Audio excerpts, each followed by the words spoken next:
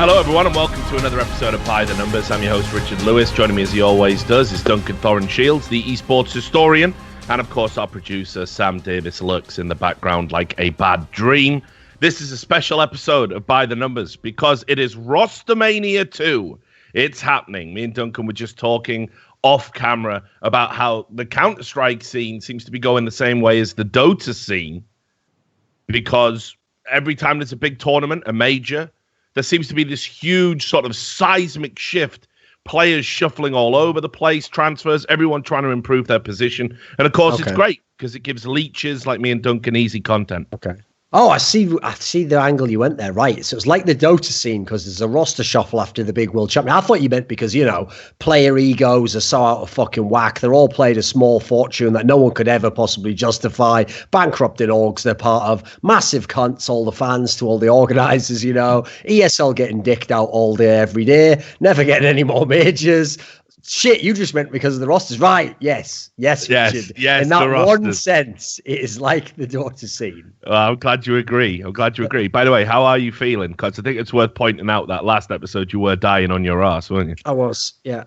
No, I'm a lot better now. I've got better. No, that's what's great about that as well, Richard. You do I even made a tweet along these lines, like, do you want to do some high stakes gambling? Just go on a show, with an opinion-based show with a flu, and just start spouting off about teams. Definitely no deranged individuals will hold that against you for the next fucking 10 years. Everything you say, slightly wrong. Yeah, of course they do, mate. Well, I'm glad you're feeling better. I was worried, it just wouldn't be the same without you on this show, if you were to die young. Oh, you'll like this, Richard. This is fucking brilliant. So when I was looking up all the details for my KNG video I did the other day, I actually found, you won't believe this, but believe it or not, one of the best stories I found about it was on fucking Polygon, of all sites. And their news post actually did a really good job of telling the story in chronological order and linking to external sources until, are you ready for this? Until they got to the part where they tried to give evidence as to how, KNG or others in Immortals had actually been drinking or whatever, and then tried to attack FNS or whatever. And when they did that, they linked to a clip from our show. But what they said was, and this is where they gave away classically that they know nothing about esports and definitely don't watch our show. They said, Richard Lewis even had Thorin back on his podcast to talk about the matter. Say, I'm on every episode. Literally every episode ever. So there is no By the Numbers without you. I know, it's mental, isn't it? I'm not a guest, believe it or not. I haven't invited you on. I'm stuck for a guest. I'll get Duncan again. Believe it or not, guys. That dude who sits on the couch on fucking Conan O'Brien, he's just a guest that won't leave. He's actually part of the show. Andy or whatever his name is, isn't it? Yeah, Andy Richter. Well, look, man, there is lots to go into, and as I said, the roster shuffles are fucking crazy right now. Let's fucking start by talking about one. I know you did a video about it. I know we've talked it to death, but one of the things we didn't really get to talk about was bigger context. We alluded to it. I heard the rumblings coming down. We talked very briefly about it last podcast.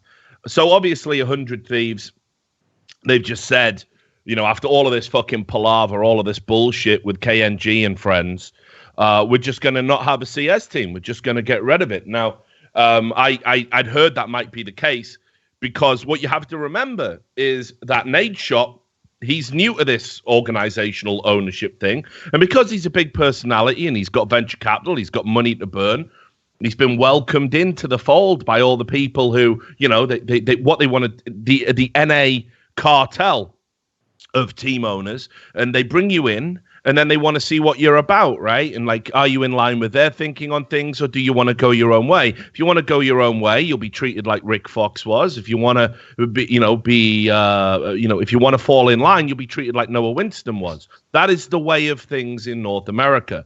And Nadeshot has come in, and he exists in an echo chamber right now, where all of these other owners are telling him, with the exception of Jack Etienne, basically, who obviously has kind of booked the trend, but everyone else is telling him there is no point in having a CS team. They're more trouble than they're worth. There's no franchising. You can't control the landscape like you can with other games.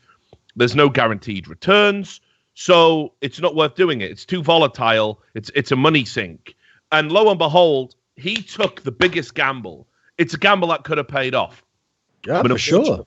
the self-destructive tendency of this team, the refusal to compromise on some very basic things if you want to be a pro player, i.e., maybe don't spout homophobic abuse constantly on your Twitter feed and then blame other people for it. Don't threaten to kill people and refuse to apologize when publicly called out on it. I mean, the first thing you always have to do in these PR situations is just issue the insincere apology. Just do it. Isn't it? That's 101. You know, that's probably the maddest detail about all of this. Like, I get that the other parts of the story are the sexier parts that draw the eye, like the crazy comments or, the people involved, like myself, obviously very polarizing figure.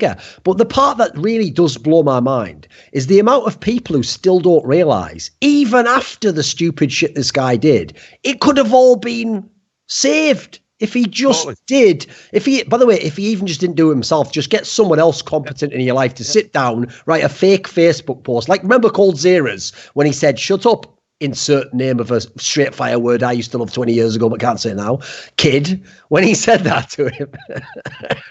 Listen, I'm real. We all know the way it was. I fucking loved video games back in the night. Anyway, when he said all that, Richard, do you remember SK produced a statement that I'm not sure Cold Zero could even tell you 3 words from? It was like, "I apologize for my behavior, which is entirely unacceptable in a modern climate of homophobia." Like, fucking hell, there's no way he wrote this, is there? But it worked, didn't it? We had to accept it. Yeah, it worked. And it's like Spider-Man, right? Everyone gets one. Now, KNG, he never even made it past the point where we're talking about second chances because he just refused to ever apologize in the first instance. I love that Facebook. Here's the other thing. If you're not going to apologize, just don't draw attention to it. He started his last Facebook post. This is not in any way a retraction. Please. I would just double down again that FNS, I will murk you, and Thorin, you love the cock. Peace. So look, here's the thing. Like, what these guys have achieved is, all joking aside, is almost unprecedented in Counter-Strike, because they've gone from being an organization that values professionalism, professional behavior, completely fucked them over, pretty much cast an evil Sauron-esque cloud over the previous major. Like, all the asterisks we're talking about pretty much stem from these 3 players. Then they somehow managed to luck their way into a new affluent org with good salaries. All you have to do is not fuck up, and they have managed to turn away a premium sponsorship in the Counter-Strike scene from doing anything in 2018. And this, for me, is the greatest sin. I don't care that KNG is a fucking moron trying to live out fucking, street values. Hey, man, in fucking... In esports, I've made that mistake, where it's like, this is how it will work on a council. Richard, you're not on the estates anymore, mate. Calm the fuck down. Oh, yeah, right. I was being stupid. You all have that epiphany that where you're from doesn't necessarily mean you got to carry yourself the same way when you get to where I'm just waiting for the 30 for 30 Richard Lewis from the estates to the States. Yeah, not bad. I'll let you storyboard it. Duncan, why am I just shitting all of these clips? Then he discovered food down there, right? So anyway, fuck that noise, right? Like, what they've done is they have literally turned a sponsorship away. So that doesn't just fuck over themselves. That fucks over every other team that might want a chance. That fucks over all of these NA cast-offs that are floating around out there now, desperate for a sponsorship, desperate for a salary. What they've effectively done is said to all of those owners who go, "Hey, never invest in Counter-Strike, get in your Overwatch leagues, get in your League of Legends leagues." They've made them right by being so fucking shit. And then, just as a sort of footnote to the grand tragicomedy that was KNG's fucking, thoroughfare through professional Counter-Strike, he only goes back to Brazil and ends up on a team called Virtue. I'm out. Fuck this. What mad simulation bullshit is this? Like, do you know what I mean? I know, that is just like that. That is just like the fucking writer's room was just bang out of ideas, and we've got to come up with something that's fucking going live in 10 minutes. I don't know. He joins a team called Virtue, works out in the end, ends up being a sort of church community scheme where he brings up young players from the streets, teaches them the ways of not apologising, threatening to kill people, and implying low-key that you're probably just gay if you disagree with him. It's fucking so insane. And at the end of it all, uses his catchphrase, "Why you make me do this, man?" Yeah, why you make me do this? So look, I gotta say, fucking, Nadeshot's not gonna be back, guys. 100 Thieves are not gonna be back in Counter-Strike in 2018. Loads of people have been messaging me going, oh, maybe they'll get another team. Oh, there's all these great players out there. Some people, of course, are still on the fucking iBuyPower train. They're mentally ill. They're saying, well, if he doesn't care about Counter-Strike, why not give a salary to Days? Right, guys. I don't know if you know how fucking business works. My fucking pedigree chums, I know they're so out of fucking whack. But anyway, and in many ways, 100 Thieves would be even a more comedic org for people that have pro matches. Yeah, I just love the way, by the way, people actually do think that the way an org works, it's sort of like when you're a kid and you get your pocket money and your mum's like, now don't spend it all at once. So you're like, I fucking bought all these Twixes, haven't I, and dime bars. Like, no, they actually have to deliver on that fucking investment, don't they? They can't just spew it all and then go, Mom, I know you said not to spend it all, but I've spent it. Can I have 10 more million? Yeah. No. We've decided to pull out now. That's like you had your chance. So yeah, basically, I mean, fuck these guys forever. Like I can't think of like a group of players that have ever turned a sponsorship off a game. Like it must be so rare that's how it probably has happened before. I can't, think off the top of my head about it.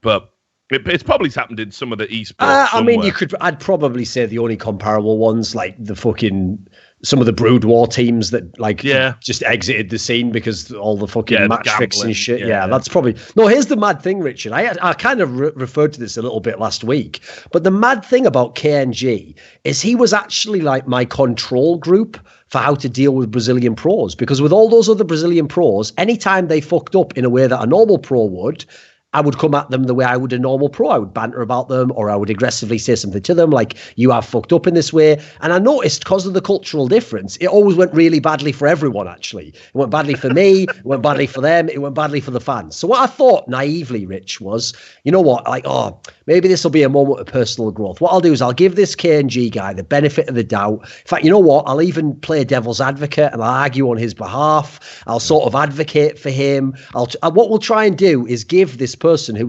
probably does come from a disadvantaged background, all the opportunities to show that he's not what people say he is. And he basically just turned around and was like, I am that and more. And so I went from sort of like almost a Buddhist state of like, don't get attached to the things he's saying, try and help him. But I even told you, I said it in the video, I literally was DMing this guy while he's saying all that mental shit, just sort of saying like, I would probably just stay away from all that stuff, maybe apologize, Again, he was just ignoring me. He actually said the classic line, he goes like, why are you persecute us? We have crossed the suitcase. Like, I don't know what that means. Listen, I don't know any about your shit. I don't know about your fucking imaginary idioms. Are you going to make me bite the bullet next? I don't know what's going on here. But at this point in time, just fucking shut up. And anyway, all you need to know is this. I went from give him a chance, maybe it's different, to eventually, literally, my evolution of thinking was it eventually did just come to fuck everything about you. Yeah, no, it's just too much, isn't it? No, here's the thing, though. People are like, people were messaging me going, oh, you baited him into it with your tweet. I'm like, would that be the tweet where I said, listen, mate, you should probably delete these and apologize, because I know as an older guy that the chances that you get in life are going to run out, right? If you keep going down this road. Was that the tweet where I was baiting him or trying to give him good advice? I did the same when Cold Zero had his slip up. 15-dimensional underwater fucking Jenga do they think we're playing that we could even know that they're going to reply in that way? Like, I can just make them say some abstract comment to me saying like, hello, sir. And then they're just like, I fucking kill you. They're like, why have you made him do that? Like, I haven't. How could I do that? I can't he can't even control his own mind. How am I supposed to control it? It is fucking wild, man. But yeah, so 100 Thieves, straight out of the scene, straight out of the fucking scene forever. Never going to see them again. But it's all right, Duncan, because we've got plenty of other organisations to fucking criticise. The war on journalism continues. Of course, it's our friends ES Force. I did have some fucking pure mental person tweeting at me the other day, saying that it was clear because I said I didn't think Seized had thrown that game. And a more likely explanation was that either it was as they sort of portrayed it, that he'd been awake for 30 hours. Had you been paid off by ES Force? Well, threatened, then paid off. But here's the thing that makes no sense. So that's the order as well. Like, listen, take that down right now or we'll fuck you up. Nah, I'd never do that. 10 grand? Ooh. Yeah, no, that's it. Yeah, I'll kill you. I'll kill your mother. Nah, I'm gonna keep going down this path. Fiver. Yeah, I'm in. Yeah. You know what? You catch more flies with honey than whatever shit or something. I don't know. It's vinegar, Duncan, because you definitely catch more flies with shit. It wouldn't work, yeah. Yeah, flies. Except, G didn't find that worked out for him. No. So anyway, right. The tweet at me the premise was that because I didn't think Seized had thrown that game against the UK people, I'd been bought off or threatened and put on an accidental death list by ES Force. That's what this guy was tweeting. I love the way they forward it to you. Are you Richard Lewis? Yeah, why? Why are you on our accidental death list? Can I get off that, please? That must have been an accident that I got on the accidental death list. Yeah. But anyway, so he said that, right? He said that. And I was like, okay, well, can you explain to me why? Because obviously, just in case you weren't aware, ES Force have nothing to do with Gambit whatsoever. Like, just absolutely nothing. They don't own it. They're trying to get rid of Seized. And as we've seen with the announcement today, he was always going out of an ES Force. So why would ES Force care about a player they've obviously already sold being embroiled in a match-fixing scandal? That's great. That's money for old rope. So the premise he put forward was ES Force controls all gambling in Counter-Strike and every team in Counter-Strike. Yeah. And therefore, if you expose any fixing, the government and the DEA will get involved. You obviously heard the DEA on a TV show. I don't know what the DEA is going to do to a fucking Russian esports organization. But whatever. Drugs? Are you throwing this game? Yeah. And therefore, if you expose any throws, you're protecting ES Force. Hurting ES Force. Yeah. So he anyway, like he even tweeted in the Reddit thread about the video, like Richard Lewis has changed sides, like me. So anyway, that'd be the most next level heel turn if you were just like ES Force was like, we've got a big announcement we'd like today. The new head of global operations and match fixing. I mean, scheduling of games is Richard Lewis. Then you just come up,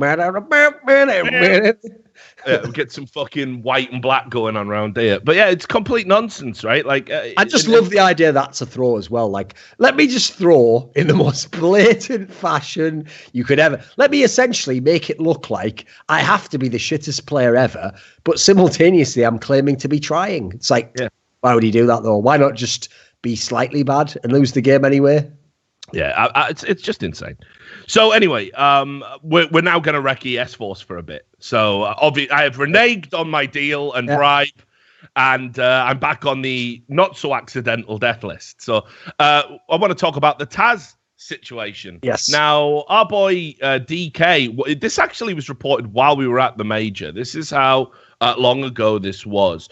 Basically, DK has returned to Double Tap after having a period as like an independent journalist, writing on his own blog primarily because he didn't necessarily want to go down into a more mainstream route. Like, I think ESPN had talks with him about maybe coming in and doing like the occasional piece, but he wanted something more solid because DK obviously can just go and be an engineer whenever he wants. Yeah, guy's a baller.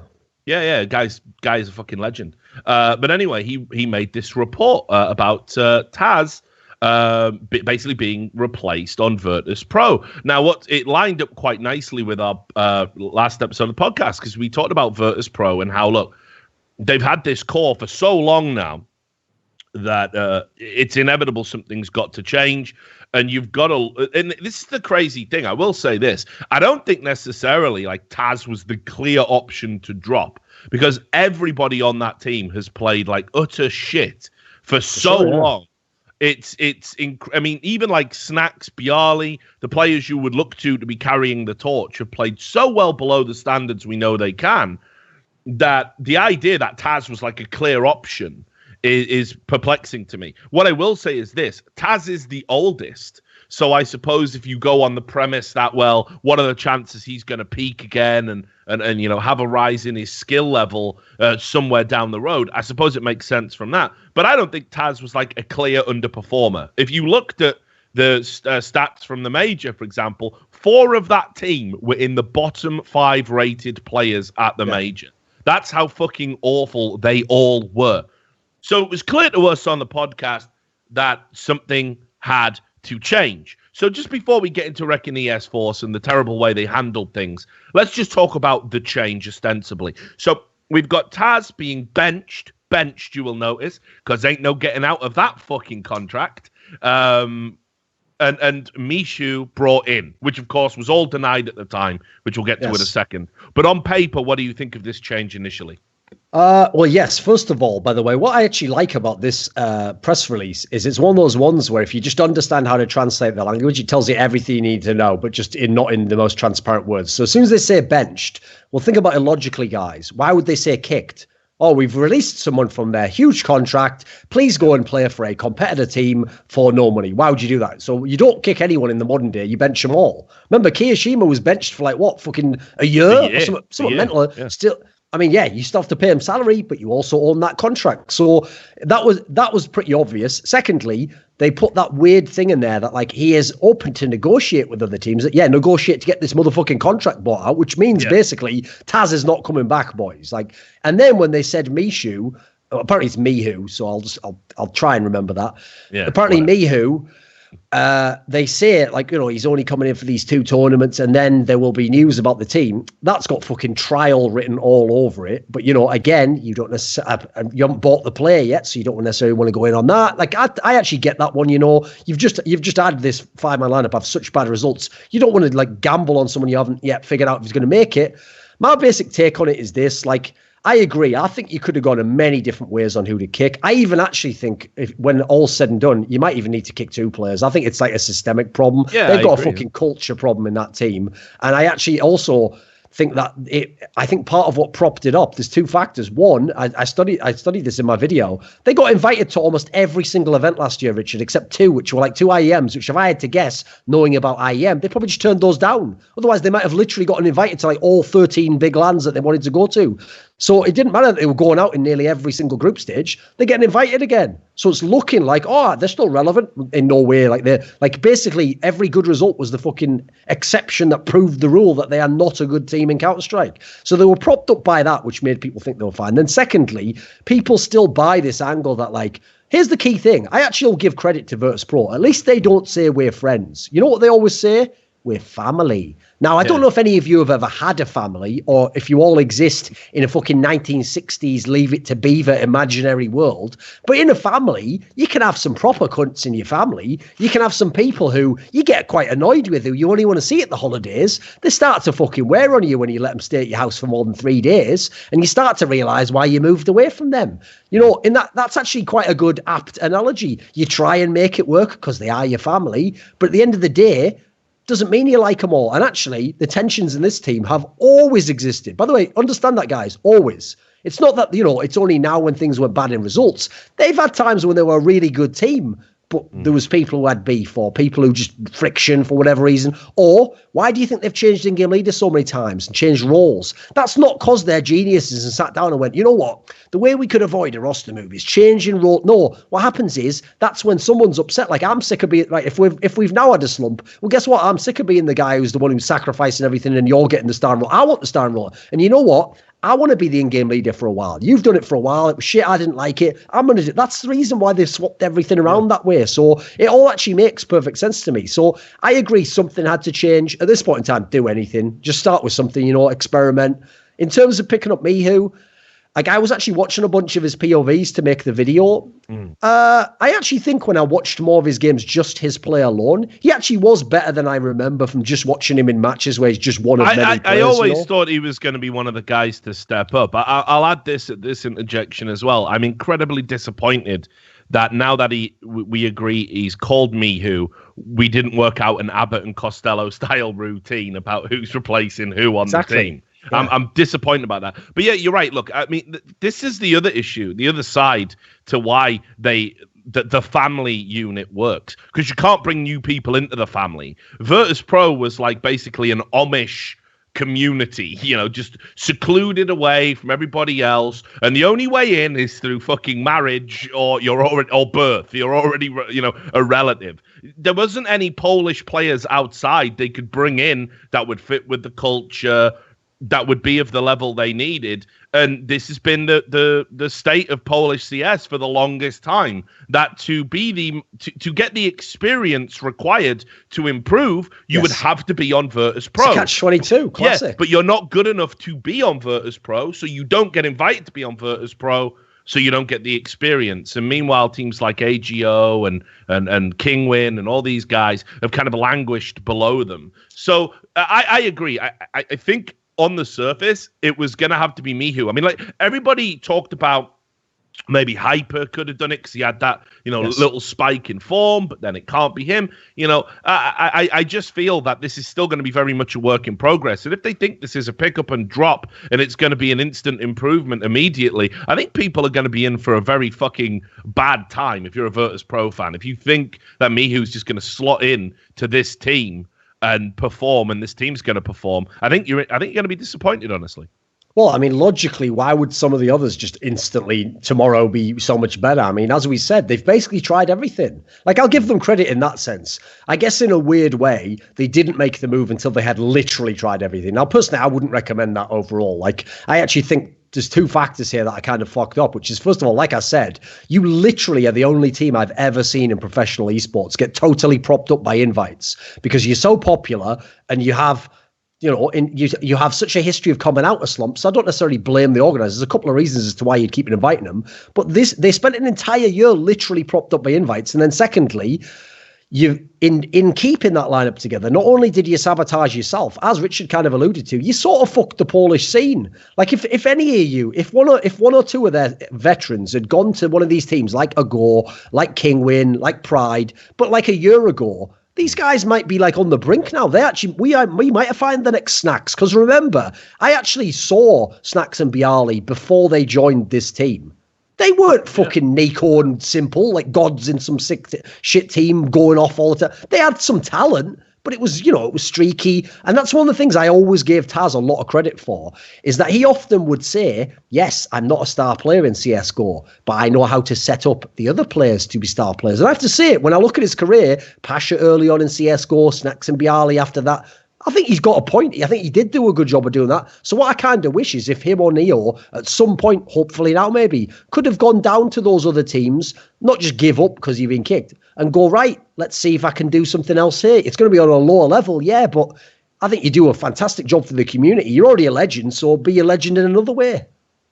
And like, I think they're going to miss something with Taz. I always am reluctant to talk about it because I know that the Polish guys, Taz, Neo, Pasha, the ones I've known for years, they don't really like it whenever we talk about the internal workings of the team. They think that's a little bit talking out of school, and they've told me as much before. And I'm always conscious of that. But if I was to give my insight, I would say what people probably don't know is that at the heart of that family they talk about, there is a marriage, and it is a dysfunctional marriage between Neo and Taz. And they've been together for so long now, played in so many great teams. They know that the two of them together make something happen, make something special happen. It's an unquantifiable type of magic that comes together when those two players play together. Something that honestly on paper probably doesn't make much sense now, but it still works. It was working in early 2017 after a long period of time. Even though they are not the same players they once were. We all agree that.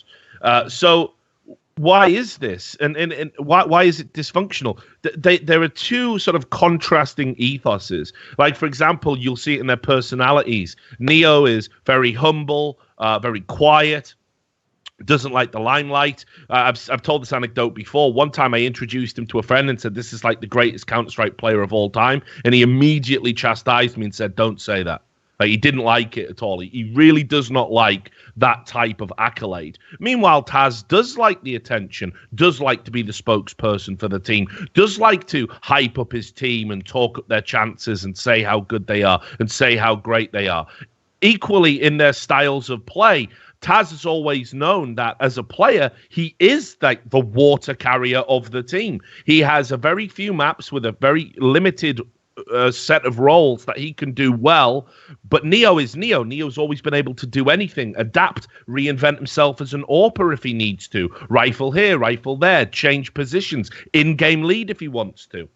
Now, over the years, there has been like some conflicts of these styles and almost like not resentment building up, but you know how it is. When your fortunes are hitched to somebody else's wagon and you are married and you are locked in, the little things just build up and wear you down over time. You know, we've all seen the Facebook posts when Neo's dad is arguing with Taz. We know this is going on. And it's honestly a miracle that these guys have managed to stay together and work together for as long as they have. But, you know, it's a glib throwaway point that nothing lasts forever. But ultimately as well, as you get older, you fucking change. Your priorities change. Neo's looking at the final, I don't even want to say third, it's almost like the final eighth of a glittering career. He needs to be thinking about what he's doing next. Taz has got marriage, fatherhood. He's maybe thinking about money and where it all goes and the need to keep Virtus Pro going as it was for that reason. There's a lot of stuff. There's a lot of moving parts around that relationship that have probably brought us to this point where it had to be either Neo or Taz to kind of make the team whole and give them a clarity of vision and direction. Now, Taz clearly has been the make weight in this. And I like to say, I don't think it's necessarily performance based. I think it's just ethos based, personality driven. Well, I actually also think another factor, I'll tie it into what you were saying there. This is actually one thing I think they will miss in the team. Like, I will say a lot of the good things that they had, which is one of the reasons why I always respected, even though I thought they should have made roster moves at different times in history, that they got through it all, was, you're kind of right in a way. If you keep a lineup together forever, you're probably going to develop some sort of preternatural fucking chemistry that no one else can ever have. And you're going to sort of know your teammate inside and out and what he can do and what new role he might be capable of doing and how to play on a new map. You're going to have certain strengths. The problem is, obviously, first of all, every one of those strengths is gone. So that no longer matters.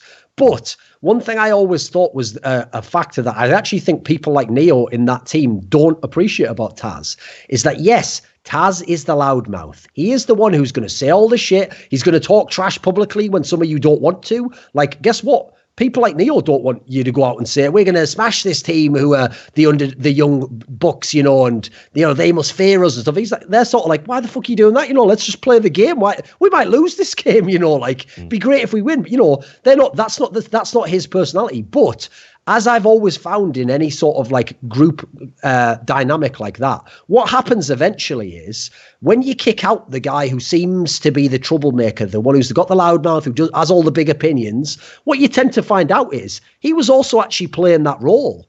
Like, guess what? Having the guy who's really quiet only works if you've got the guy who has the big mouth, because the guy who's really quiet can't lead. He can't discipline someone. He can't fire people up. He can play and he can do a lot of other things that the other guy can't. So that's one thing I do think they will miss. And I actually want to see what will happen in that respect, because actually, as you're referencing here, a lot of the other people in that team have been mad passive aggressive. You've never seen anything forthright from them. I mean, the closest we came was Snacks, where he sort of implied, like, you know, what the fuck was Neo doing when I was the in-game leader? That's about the closest we've come to anyone sort of speaking out. So I actually wonder where the leadership's going to come from that team. I'm not talking about in-game. I'm sure someone like Neo could do it if he wants to. But who's going to be like the emotional leader of the team? Because as much as they might roll their eyes when Taz gives the fucking Any Given Sunday speech for the 50th time in his new variant, do you still need someone who can do that? You do actually, and to some degree, it does still work sometimes. And so that's one thing I think they will miss. And that actually, you can't really replace that. So that's why in anything, that's why I think you actually can't just stick with one roster move, because it can't be Virtus Pro tweaked. It has to be a new Virtus Pro. Now, that could still be 3 players, but it's got to be a new type of team, you know, in every respect. New mentality, new style of play, new way to use the players. Mm-hmm. I agree, and you know, I don't know if this is necessarily the finished article. I am inclined to think that maybe they do need another player in there. I don't know who it would be. Well, maybe that's also it, right, Richard? Maybe also when they said, you know, and then we'll have big news about the roster, maybe that's also implying to everyone else, you are all on trial now. So let's see who makes it to the third event, as it were, you know, because if you're going to make another roster move, I'd imagine it's going to go off the next few months with the new lineup, right? Not what happened 6 months ago. Yeah.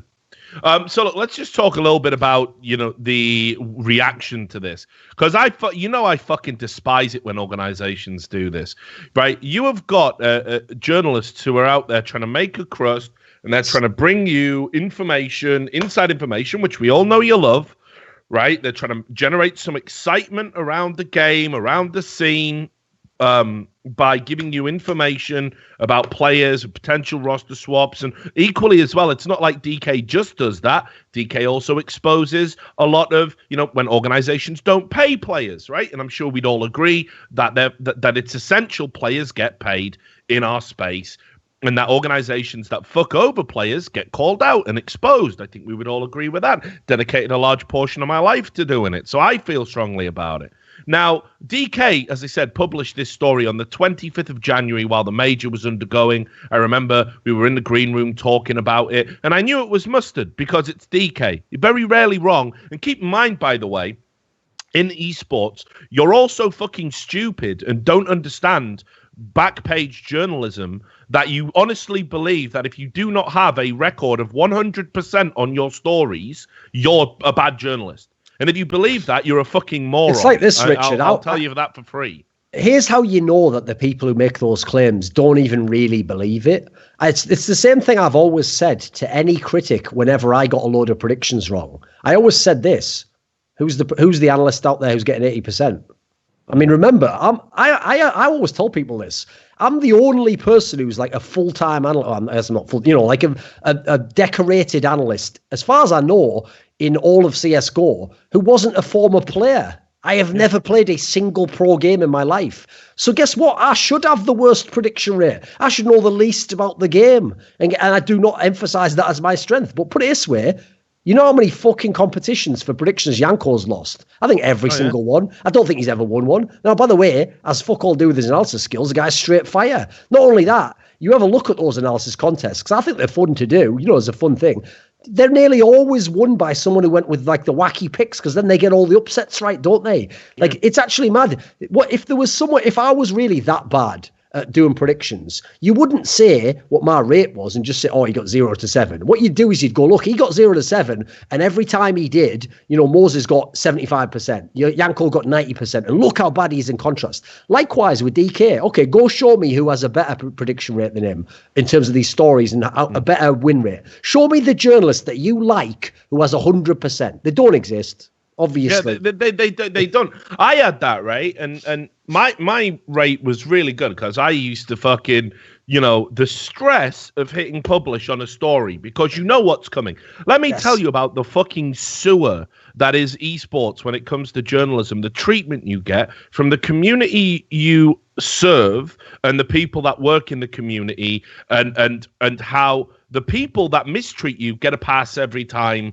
And yeah, you're just expected to just get up and go about your job. If you ever react or refuse to tolerate that, they say you're not professional. So it used to keep me up at night. Every story, no matter how small. I remember doing League of Legends roster changes and how people would say I was wrong because the players were friends and family and they'd never leave each other behind. Nobody could ever want a better salary. Nobody could ever want a better chance at winning a trophy. It's not like real sports. We're all powered on pure fucking anime bullshit here in esports, right? That's what the fans believe. Because in a lot of cases, the fans are kids. They've never stepped outside of their little bubbles, their little cocoons, and actually lived a day in their lives and understand how your priorities change as you get fucking older. So I would deal with a deluge of abuse. Now, the abuse is fine. I guess you can just say that. But then abuse very rapidly. You'll always find that one nutcase who wants to take it a little bit further. And then it's, guess what? It's death threats, isn't it? It's death threats. And then, I'll try and log in my Facebook.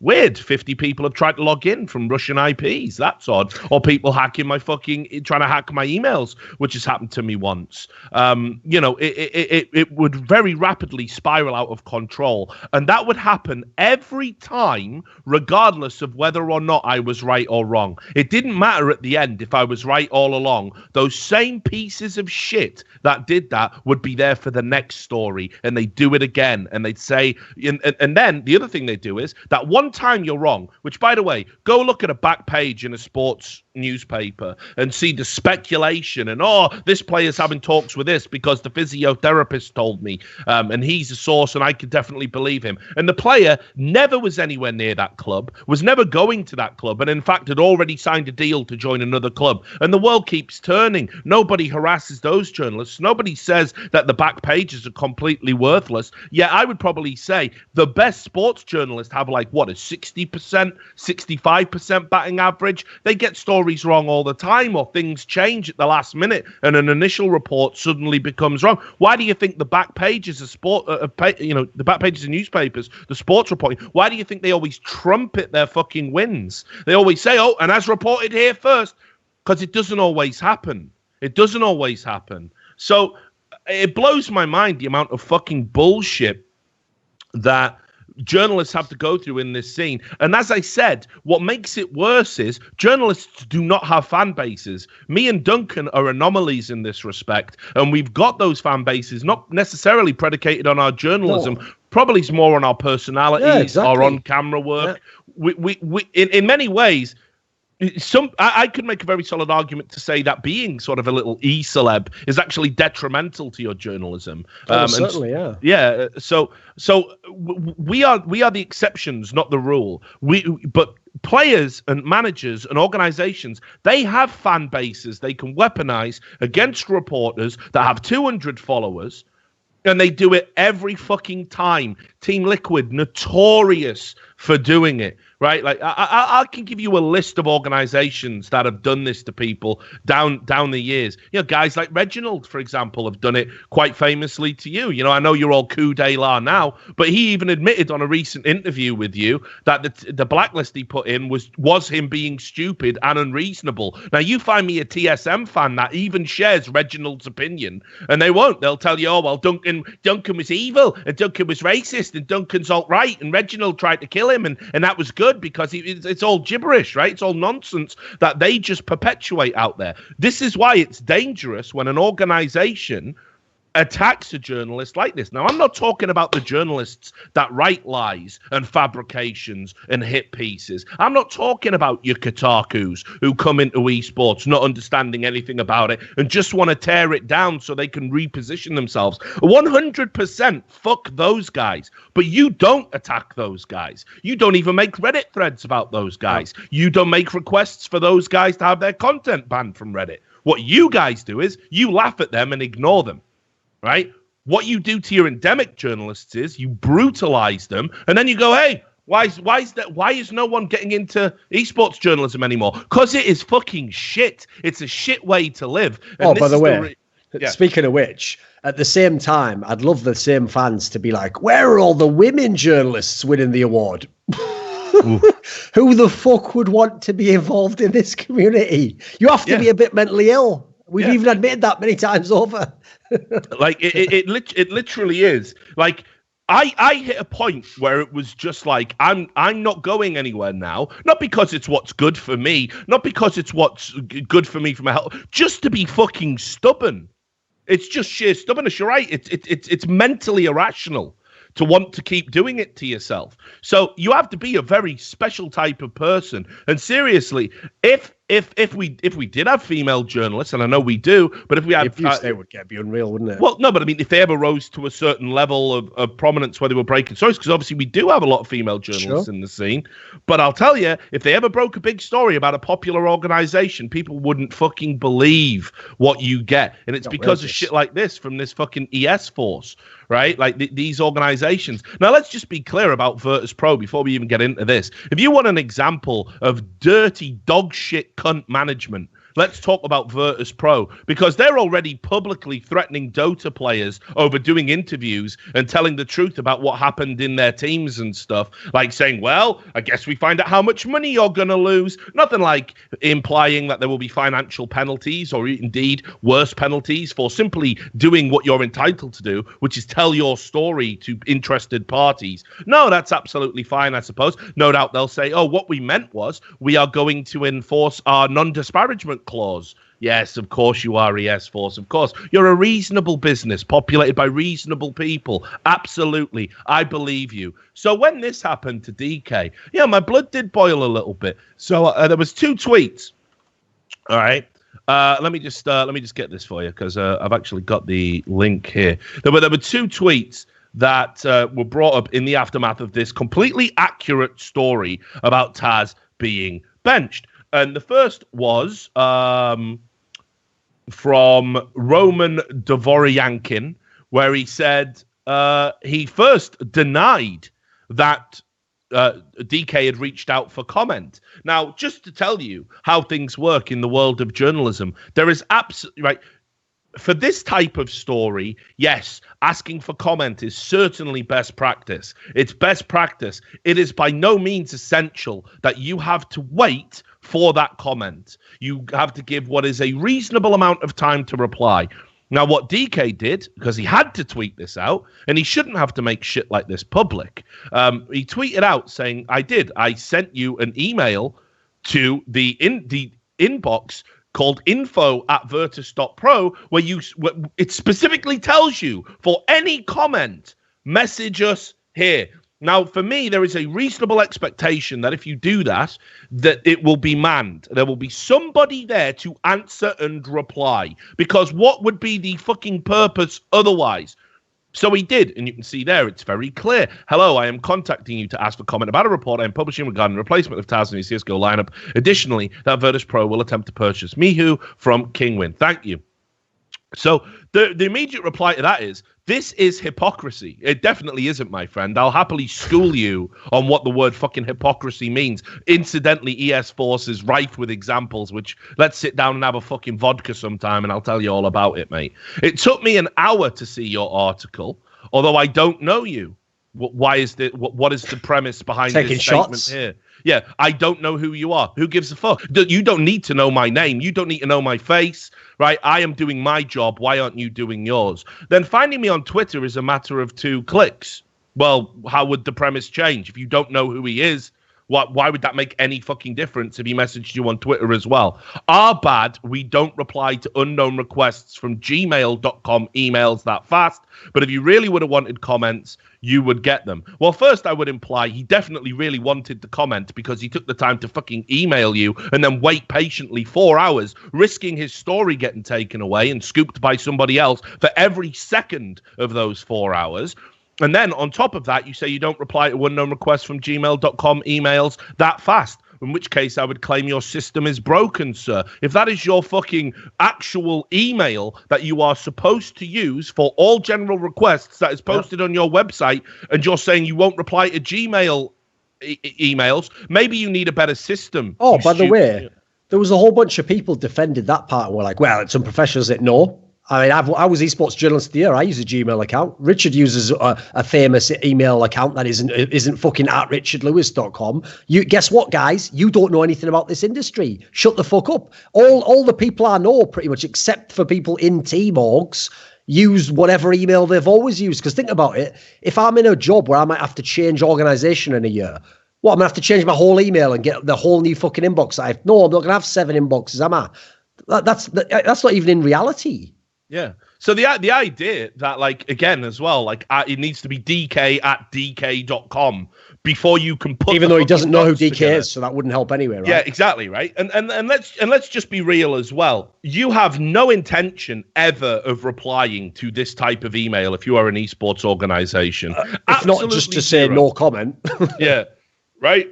I mean, and I'll tell you that from 12 years experience reporting on this type of beat. Here's what happens. You send them an email. They either don't get back to you, say no comment, but generally what they do, the minute the penny drops that somebody might be getting their precious little announcement clicks, they then start to actively scupper your reporting. They either leak it to journalists that they are friendly with, somebody they want to have the benefit, or very often their own websites. Does ES Force own a news website, by the way? Oh, yes, it does, because it owns one of everything, because it wants a functional esports monopoly within its region. No problems there, everybody. No point in talking about it anymore. You guys love monopolies and conflicts of interest as long as the big, glorious firework display keeps popping in the fucking sky. So whatever, right? But also, on top of that, how often do these organizations then just put the announcement out on Twitter immediately? Oh, yeah, we're benching Taz, by the way. Why do they do that? They do it for two reasons. The first is to effectively just out of spite and malice take away the journalists' bread and butter, because they know they can starve them out by denying them information and therefore denying them work. And then second of all, just discredits journalists, doesn't it? Because you can put your own little spin on it. You can say, we're only benching Taz, we're not replacing him. Now, there was another tweet as well by these guys, which, hang on, I'll just get to this. It was here. And this is where he out and out denied. Just lied, just flat out lied. This guy is now, for me, I've got a little mental list of everyone who ever lies when confronted with the truth in esports. You're all up here, guys, just openly lying. I want to be totally clear with our fans that speculations like this are just random accusations. No one contacted me, they did, or VP asking for comments, and most of the assumptions are just fantasies. We'll give an update when there is an update. Well, let me tell you, DK, my friend, if you're watching this podcast, because I know you often do, I want to fucking bring you in. I want to sedate you and do experiments on your brain with the best neurosurgeons in the world, because you are the first example of a precog we've ever actually had on Earth. You have done it. You have accurately predicted the future through nothing more than your fantasies and assumptions. It is a fucking modern miracle, and we absolutely must explore this further. Well, here's the other option, Richard. So, I'll accept their premise. Watch this. I'm going to play devil's advocate. I'll accept Virtus.pro's premise. This move was never going to happen. It was pure speculation. But here's what happens. They're so shit at running an org that they actually thought, on second thoughts though, what would happen if we kicked that Taz? And of course, if we did kick Taz, who would we? I've had.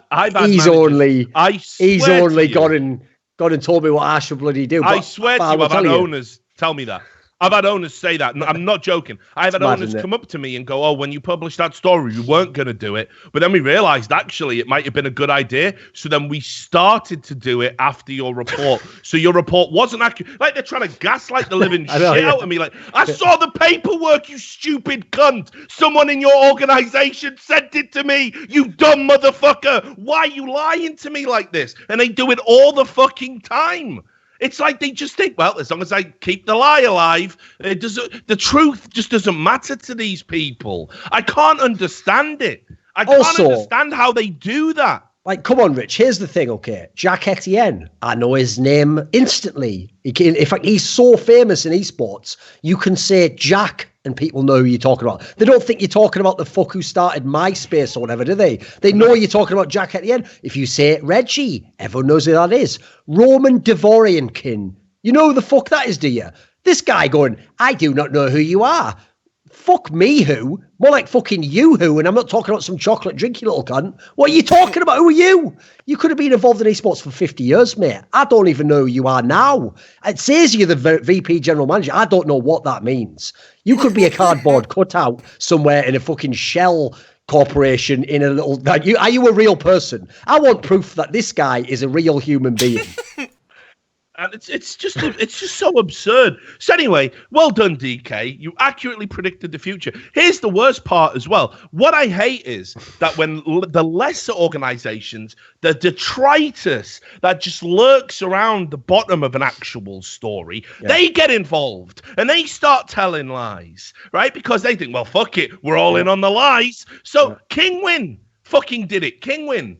We have no top quality company there. Yeah, oh, absolutely. Definitely never been involved in anything duplicitous. Absolutely not. Kingwin, that brand is synonymous with purity of essence and will and honesty and integrity, just like all of these other companies that have just leached off fucking esports while pretending it's just pure passion, guys. We love it as much as you do, right? Kingwin, no intention to sell any players, report on HLTV on the same day DK's Monday's report went out. So you got the Virtus Pro guy going, you never sent me an email. And if you did send me an email, I don't know who you are. So how could we answer the email? And you should have sent me an email. And also, this is all a fantasy you made up in your head. And Kingwin go, that's right, Mr. ES Force. It's all a lie. You're just making it up. We would never sell any players. Well, what's gone on then? You giving them away? What's the story? You know, what are we talking about here? So you're back on the list, Kingwin, my friends.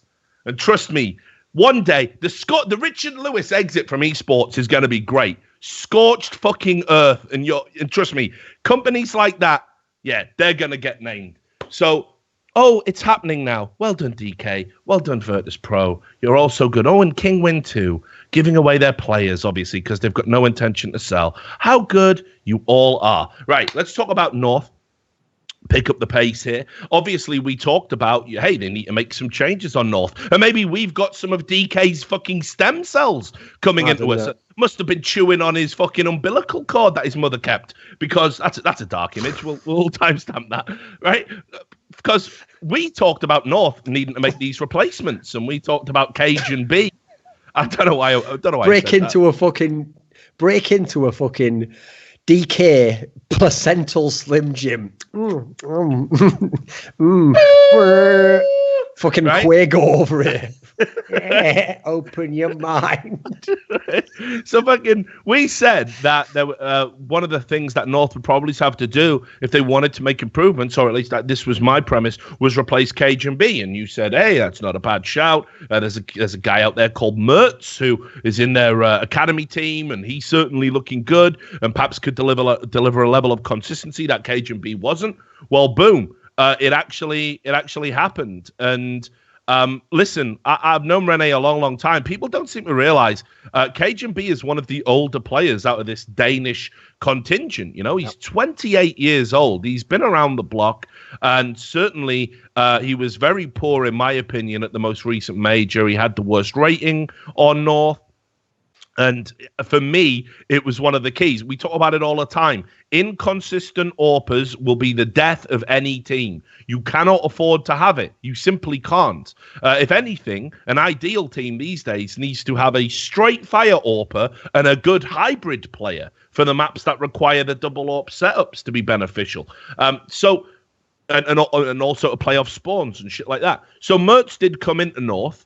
And honestly, it probably is going to be a step in the right direction for my money, at least. I don't know where Cajun B is going to end up. He'll probably be another player who's going to end up in some fucking contract gulag. That's just how it works right now. My understanding was that the North contracts were like 2-year contracts minimum to sign. So who knows if Rene even has the option to go anywhere else. But I got to be honest, I don't think he's done a lot for his stock at the second half of 2017 and start of 2018 to really put him in the shop window as somebody that you would want to buy. So there is a chance now he's just going to languish on the bench. What do you think? Yeah, and I have to say in this respect, right, here's one thing I have to, like, just to be a counterbalance. I have always given MSL so much credit for his ability to take young players or inexperienced players and craft them into star players. He has done that again and again. But he has also now put together a trend of taking players who were veteran players and making them AWPers and fucking their whole career. Now, in the terms of Nico with a C, he was a primary AWPer anyway. MSL still just let him languish, failing every AWP shot for 6 months. Then he's out the window. Guess what? No team wanted that guy. We all know what happened with Pimp. Pimp had to literally sort of crawl through the fucking gutter to even get vaguely close to CS again. Now you've got Cajun B, and I think this is the most egregious one for me, because Cajun B actually was, when he was a hybrid player, was one of those guys who actually was almost like equally good with the AWP and the rifle. He was actually pretty good with both. And yeah, he was never going to be your superstar player. He was never going to be like the best player in Denmark, but he had great impact in that respect. Because think about it, he legitimately could just switch up his weapon, but play the same spot. He wasn't like an AWPer who can't afford an AWP and then has a rifle and you go, great, let's exploit the fuck out of this guy when he plays an angle like he has an AWP, but he has a rifle. He wasn't like the guy who, oh, we need an AWPer. Can you do it for a little bit? No, I can't really do it. He was the guy who could do both. And I actually feel like the big problem here is not just that he was cut, but as you say, he has put himself in the worst scenario to get on another team, because everyone now thinks Cajun B, 12th best stopper in the world, or I want a top 10 team, no point buying him. Whereas actually what they should be thinking is, if they'd have realised, as they should have done, by the way, literally over 6 months ago, that like we've gone as far as we can with KGB as the primary AWPer. He can do it, but why not have him just do it on certain maps or certain halves, and then either run 5 rifles or we have someone else take over AWPing. Rather than do that, they forced this guy to sort of primary AWP himself to irrelevance. And so I agree. I don't know where he's going to go right now. His best case scenario probably is just if one of these international teams takes a gamble on him, because I don't see that he wants to play for fucking Heroic or Singularity. It probably doesn't. It's probably too much of a cut below. But I know, well, I'll go ahead and say it right now. I think this guy, given a chance, would be a good player again. I think if you let him go back to his old style, I'm not saying he'll be as good as he was in 2015, but I think he would be a pretty good, very serviceable player, put that way. And look, the other story that happened was, because we knew North were getting decimated. We all heard this, like while we were out at the Major. I'm sure you heard it as well. You know, that there was some big Danish shuffle coming in, and maybe Astralis and North were going to like mix things together and create the Danish super team. And we heard all of this nonsense. But how does AZ survive it again? How? Dude, like, just please. I can't understand this. I have watched AZ go from being a star player when he was at Dignitas and went to like G2 fucking esports and then was very mediocre and below par there. Gets sold to North, partially to fund their fucking Nico purchase. And then I watched him be pretty fucking mediocre in North. And now he's gone from being mediocre to, Christ, I wish I could be mediocre. Like, Christ, I wish I could get back to being mediocre. And he's fucking shit. Like, I just don't know what to say. I don't know what's happened here. And yet, every time there is a roster shuffle, every time he just avoids it. What is he doing, Duncan? Has he been taking lessons from Shazam? It's mental, isn't it? I mean, this is one of those areas where, here's the thing as well, usually in those scenarios, it's not even just that they're like good guys or whatever. Like, that's a factor, certainly. I'd say it's more the opposite. It's like they're not bad guys in any way. Because obviously if you're terrible at the game and you're bad, you'll be instantly out the door. So it's true, you've got to be a very amenable guy. But usually also, I feel like even players themselves get into this weird scenario where even they think it's always one player in the team that's the problem. So what they do is they look for like the biggest fire, basically. And then when you have a Smiths, a Freiburg, in this case AZ, what they tend to be is the guy where it's like they have a job in the team and they try. Now, they can't do their job. They're usually not very good at their job at that point in time. But because they just try and they don't make a fuss and they do what they're told and they don't make much noise, they somehow do just skate by for so long until basically the bitter end. Meanwhile, it is the guy who maybe has some talent but either went off the boil a little bit or is being used in a role and he's sort of like, I don't really like this role, I want to change it up. That's the guy who just gets booted instantly, you know. It is kind of a bit fucked up, I have to say. It's funny that pro players hate it when we criticise aspects about them, like, oh, why'd you have to be so critical? You guys don't mind fucking your mates over all day long for the most bullshit reasons. And then, much like your teams you play for, actually, years after the fact, you win one tournament like an NIP will, or Virtus Pro has like one tournament out of fucking 12 that they've been invited to where they actually do something. And then they'll throw it in your face as well, like, haha, see, you were wrong. Yeah, I was wrong, mate, because you failed 11 events and did one good. I must be the dickhead who's wrong in this scenario. You're totally right. You couldn't have possibly, had 2 tournaments that would have been good if you'd made a roster move. Like, you can't win with some of these fuckers, can you? No, I mean, and look, again, I want to explain to me, that's all. I just want to explain to me. I watched a game online, actually. Which one was it? It was 16-14. North just won it. I can't remember who they were playing. I was just chilling watching this fucking match anyway. And it was excruciating. I think AZ got like 8 kills. This wasn't about stats. This wasn't like everyone else on his team was going off and fucking he didn't get any because it just, they didn't go to his bomb site or there was nobody to kill. This was him being put in multiple positions to get frags, to hold down bomb sites, to make entries, to, get trades and fucking it up consistently, repeatedly, time and time again. And in actual fact, it was his teammates that sort of bailed him out because he played so bad. In a 16-14 game, if you're not hitting double figures, there's something wrong, right? End of discussion. So, and he's just been poor for such a long period of time. I don't know where his head's at. I don't know what's going on. So I would like somebody like MSL, for example, who said, much like yourself, in 2018, oh, it's all offense, baby. Like as if he's ever held back on Twitter anyway at any point in his career. But like, I'd like MSL to fucking explain to me he's also what AZ does. Just one of the most fucking vanilla cunts you'll ever meet. Like, I like him as a tactical guy, but come on, what offense has he got? He's just the sort of guy like, guys, I have something to say. I thought Star Wars was just 6 out of 10. How'd you like that? This is me being unleashed. Like, fucking hell, just get out my face. You've got nothing for me. Right. Well, look, I think I just would like him to explain it. That's all. Like, why AZ is essential. I mean, shit, right? Like, even Smiths and fucking... Dude, here's the sickest thing.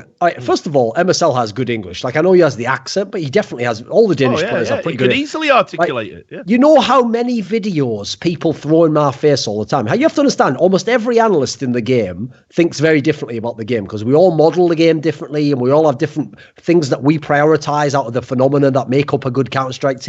And you can't all just be like, every factor is equally important. No, you all pick the ones that you like, and your style of play, your aspect. So, for example, famously, if you ever look at desks, I am very critical of teams that force buy. I don't like it in many cases. Someone like Yanko, who is friends with a lot of players who do that style, loves that style. He says, oh, I can see why they did the gamble here. It was worth it. Different philosophy on the game. So I get thrown in my face all day long, Sean Gare's videos, as though these were like the gospel, as though like anything Sean Gare's says must be 100% correct. Now, listen, I love to see those videos. I think he's got a great perspective on the game. I don't agree with a lot of it, but I always find it interesting because it's his perspective. I find out more about him and how he thinks about the game, not necessarily even the player he's talking about. I just see how he values different things.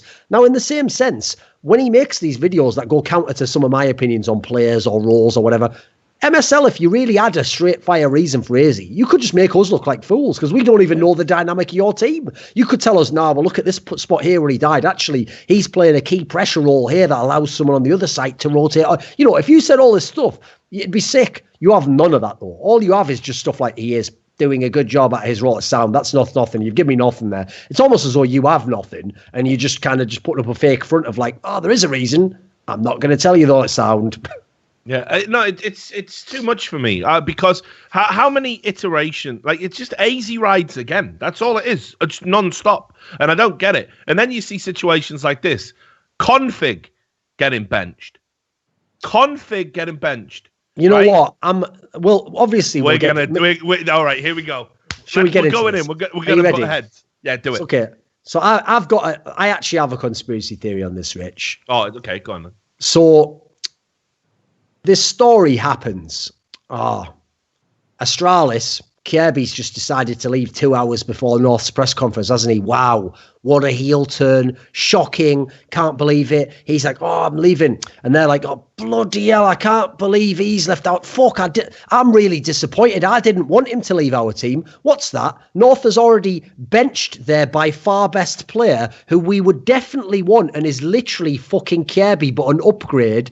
God, I hope in 2 weeks he doesn't come to our team. And then inexplicably, through our own incompetence and inability to keep the services of Kirby, he's gone to a worse team, making them worse. And we've got a much better player and now have a chance to win all load of titles. Fuck, why do bad things happen to good people? Like, fuck off. I'm not buying this story. If Config goes to Astralis in the next 3 months, which, by the way, is the move that I've been saying is the obvious one to happen, right? If that happens, I'm calling bullshit on this entire thing. You don't accidentally trip over and have your wildest dreams come true. It doesn't happen like that, does it? It doesn't, but right, there's some interesting things around this. So first of all, why the fuck did Config tweet about he did like a tweet going, people say I've been dropped because I'm toxic, but I'm not toxic. Like, what's that about? Why? Yeah, what's that about? Why is that a fact? Win, I guess.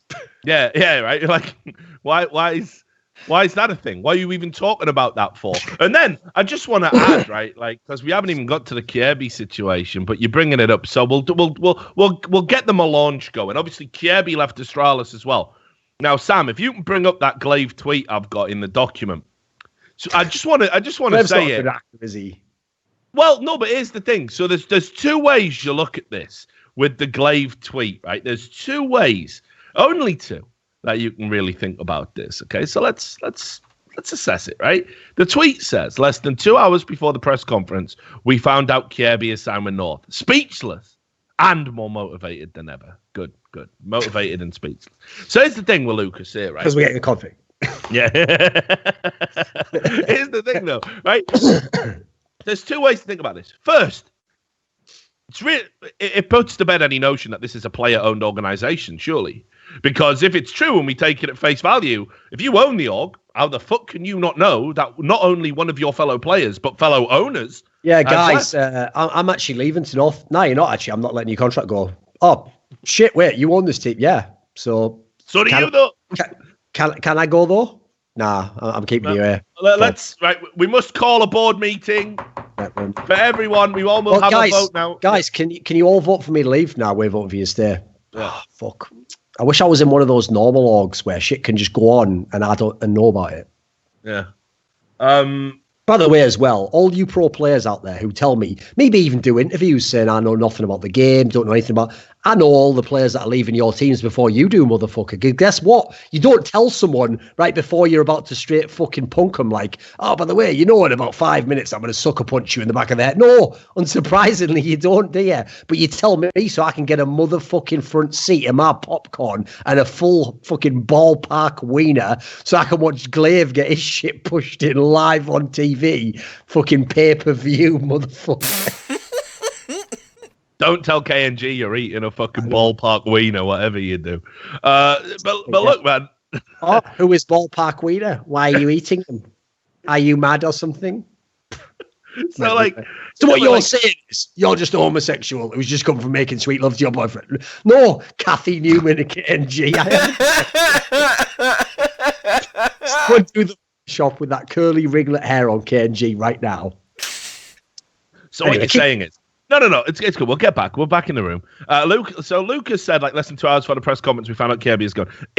Right. Either you own this organization and are part of its day-to-day runnings, and let's be clear, Astralis has always been billed and marketed that way. It was one of their big selling points, right? In which case, how the fuck can you possibly be kept in the dark about transfers? Or that was all but a lie. And in which case, now we've got some bigger questions to ask about what the fuck really is going on with Astralis. Mitch, I've got a question for you that no one's asked. I've just thought of it myself. Explain this to me. So I believe the scenario was supposed to be this, right? That Kjærby just chose not to re-sign with the team and instead chose to sign with North. If that is true, there's 2 points I have to say. First of all, this just beggars belief. So wait a minute. You're all like, Kjærby, you are going to re-sign soon. Yeah, no problem. Right, because the thing is, your contract runs out on this day, and North has organised a press conference like 2 hours after it runs out. You're not gonna sign with North or anything. Can I just check that you are indeed going to sign the contract? Yeah, no problem. I'll do that. Yeah, all right, cool. I'll trust you. Or this is probably the more ridiculous one. Is like in that scenario. Presumably, if your contract has not ended, then someone in Astralis has let him go.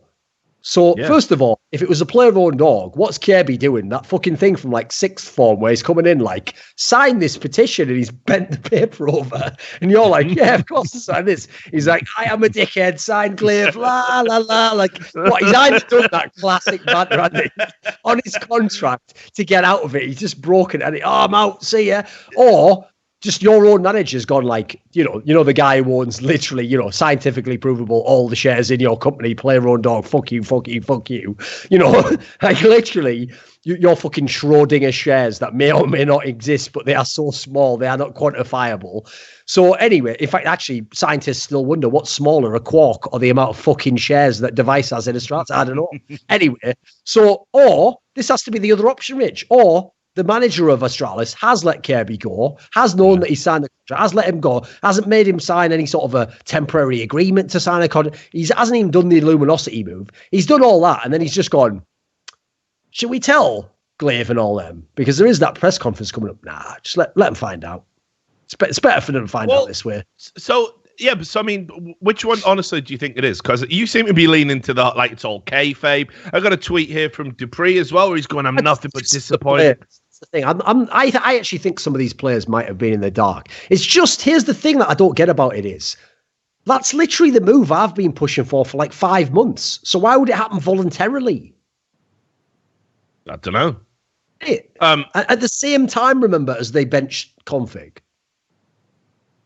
Because remember, as we found out earlier in this conversation, benched does not mean benched. Benched means I have your contract and you're not in the starting lineup anymore.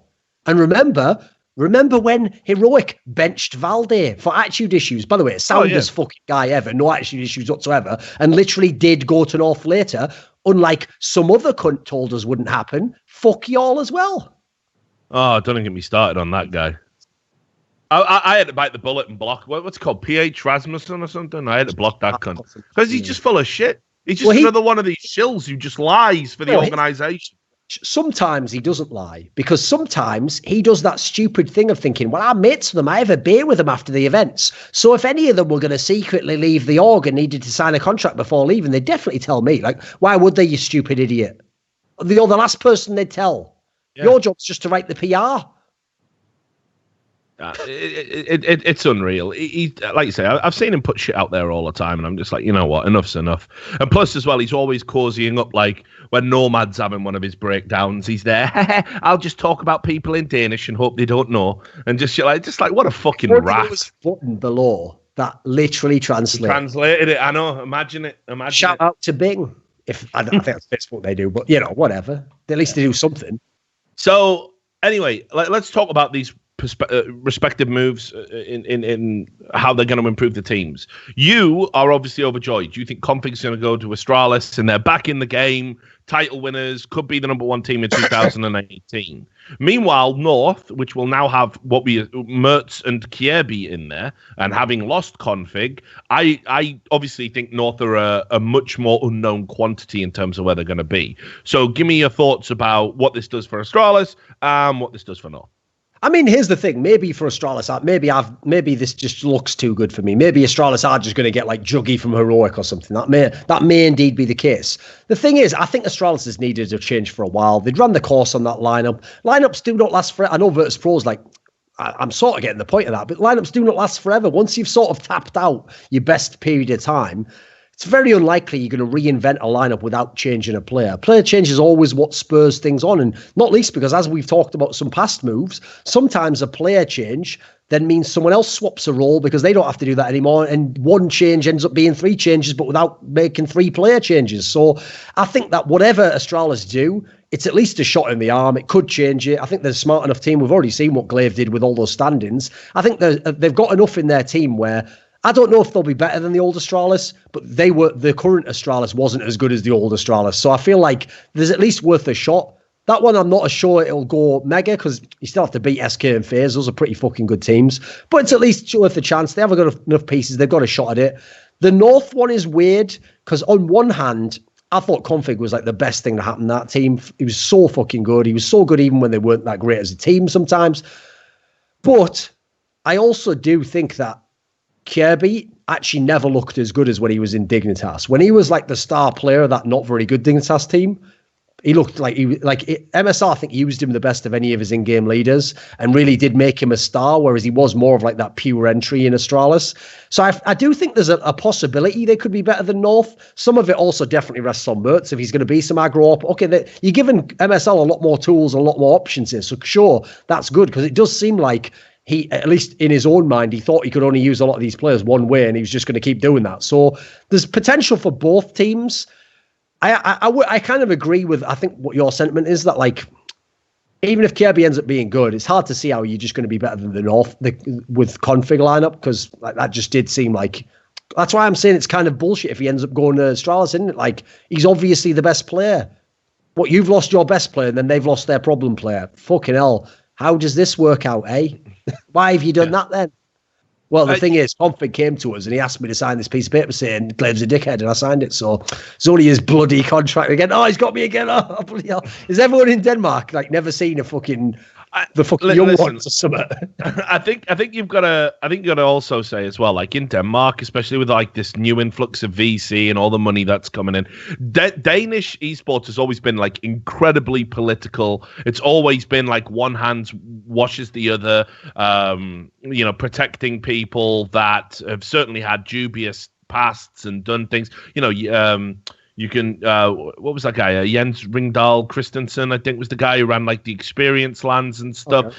Okay. These people don't actually ever leave esports. It's just they'll have like a little bit of a weird scandal and a fucked up thing, and then they just change role, and maybe they're a shareholder or a partial owner, or they'll do this, and they've all got ties to this government faction called Dansk Metal. It's very much like all done behind closed doors. And this is why you see this thing habitually, the benching the players. At the point of benching, and this is another thing to add on to what you talked about earlier, when they say the player is available for negotiations, the player ain't negotiating shit. The player sits in his little fucking box and behaves himself while the money men go and do the negotiating. And what they're negotiating for is a price. He will get to talk about his salary at a later date. We will let you out the box, right, later. But for now, you are in there. You are now an asset of this organization, and the money men will go in a room and they will talk about it. Now, what I think probably happened here is the guys at Astralis and the guys at North they obviously are well known. They know each other. They're fucking well known in Danish esports circles. So they all go. They all have like cocktails and say, "Look, listen, we're Refresh. We're this. You know, you're Northgate. You know, VC capital run organization. We'll give you Kirby and some scratch for your player, and that's it. Shake, shake, shake. He's benched while negotiations going on, and Kirby goes out. But I agree. The idea that any of this is organic is nonsense. It probably has all been worked out well in advance. I'd be astounded if Config didn't end up at Astralis, and there's probably a piece of paper signed somewhere that doesn't say dickhead, you're a dickhead on it, that actually says, yeah, Config's going to Astralis. Because ultimately, who else have they got? What are they going to do? Get Dennis? Well, Dennis, with all of the leaks we've seen, which we'll get to in a moment, Dennis has not been talked about within the Astralis equation whatsoever. Plus, it's very clear from the marketing department of Astralis, they want to keep them Danish. You know, they're very focused on that all Danish stuff. They did a tweet which literally was the guy who, you know, that guy from Nicholas from Refresh. He did a tweet where it was him like looking around his office, and it literally starts with him passing by Config on his fucking couch. Oh yeah. Remember, North is not owned by a Refresh. Yeah. Like the whole point of that is either he is purposely doing that as banter, could be the case. I mean, why you would play into that as a massive, I don't really know, but okay, fair enough. Or it's just like a low-key hint, like, well, obviously it's happening, but we can't say now, can we? Maybe we have to work for a contract to be sold or run out. Yeah. So the same thing happened with Valde, remember, with his shoes and all. So which again, we're supposed to believe was never going to happen when all the reports said. It just coincidentally happened because then realised it was a good idea.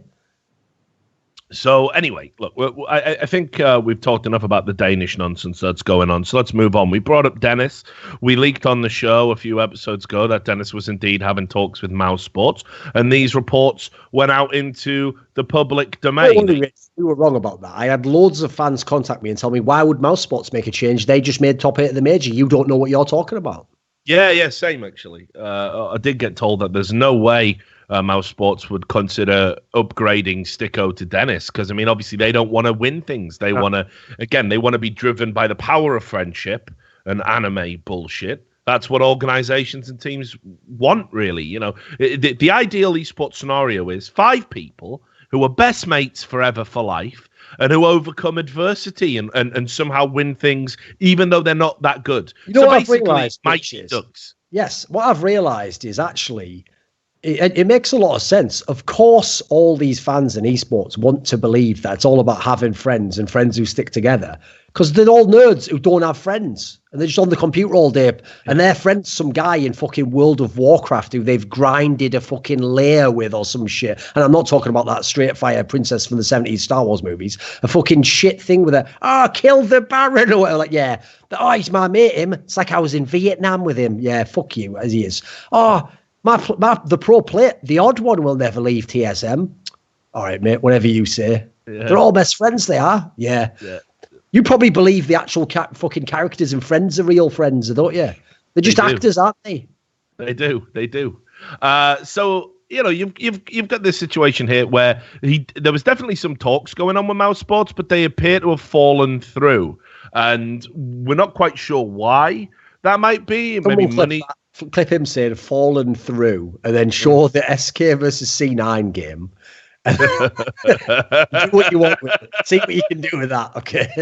Thanks, Duncan. The move appears to have fallen through, and then now this is again. You'll notice, obviously, Godsent. Well, here's another thing, Rich. Yeah. As we were doing the show, apparently HS might be going to Renegades. Optics just said goodbye to Mixwell. Yeah. Oh, Optic, eh? That would be interesting. Another team would never make moves. They're all mates, though. Freiburg's, they're having a great time. Fuck off. Well, we'll get to that. But look, so, okay, the other thing you've got here is, once again, we need to talk about Refresh and the Refresh ethos. And I've talked about this a lot. Refresh... Yes, of course, is owned by... Yes. Well, they've been trying to sell Godsent. This was reported a few months ago. Now, basically...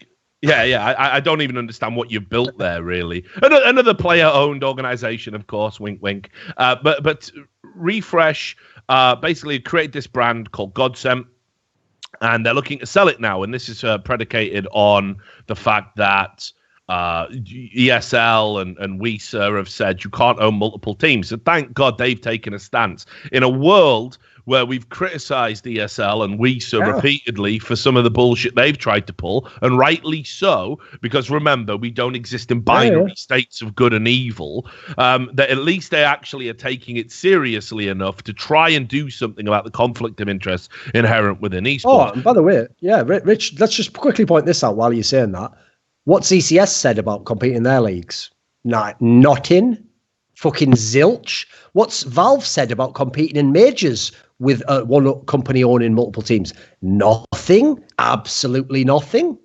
And to that point, I did hear word on the street that, Valve were maybe going to address that issue in 2018. I think props to ESL for this. Yeah. I mean, I certainly hope they do. But anyway, so Godsent are looking to be sold. Now, I'll tell you this. If you know anything about the Refresh model, where they talk at length about how they want to make players better players, ultimately as well, though, what they want to do is make money. I mean, that was how I've leaked out the Refresh contract. You can go watch my videos. You can go see it again. I know you don't care, but if you do care, go have a look. And you can see how players, once they're brought into Refresh, they're held to these contracts because they want to sell them on. My understanding is that maybe the asking price for Dennis didn't really match Mouse Sports valuation, and they didn't want to go ahead. So now all of a sudden you find yourself, if you're Dennis, with potentially 2 moves on the table.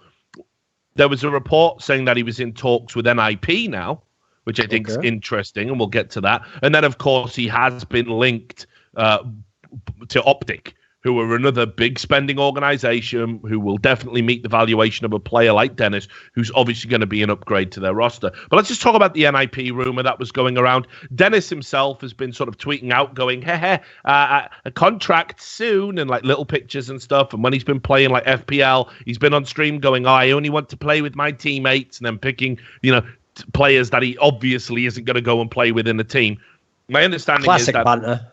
Oh, yeah, classic player banter. But NIP, and apparently what he would be doing is, if he were to go to NIP, the rumor is that he would be replacing Exist, which I know you'd probably be excited about. But I think there's still problems with that move. But I'll get your initial reaction, because I saw the head tilt there. Yeah, sick. Like, I actually think Exist has been played out for so long in that team. Like, here's the thing. This is the best way to describe Exist.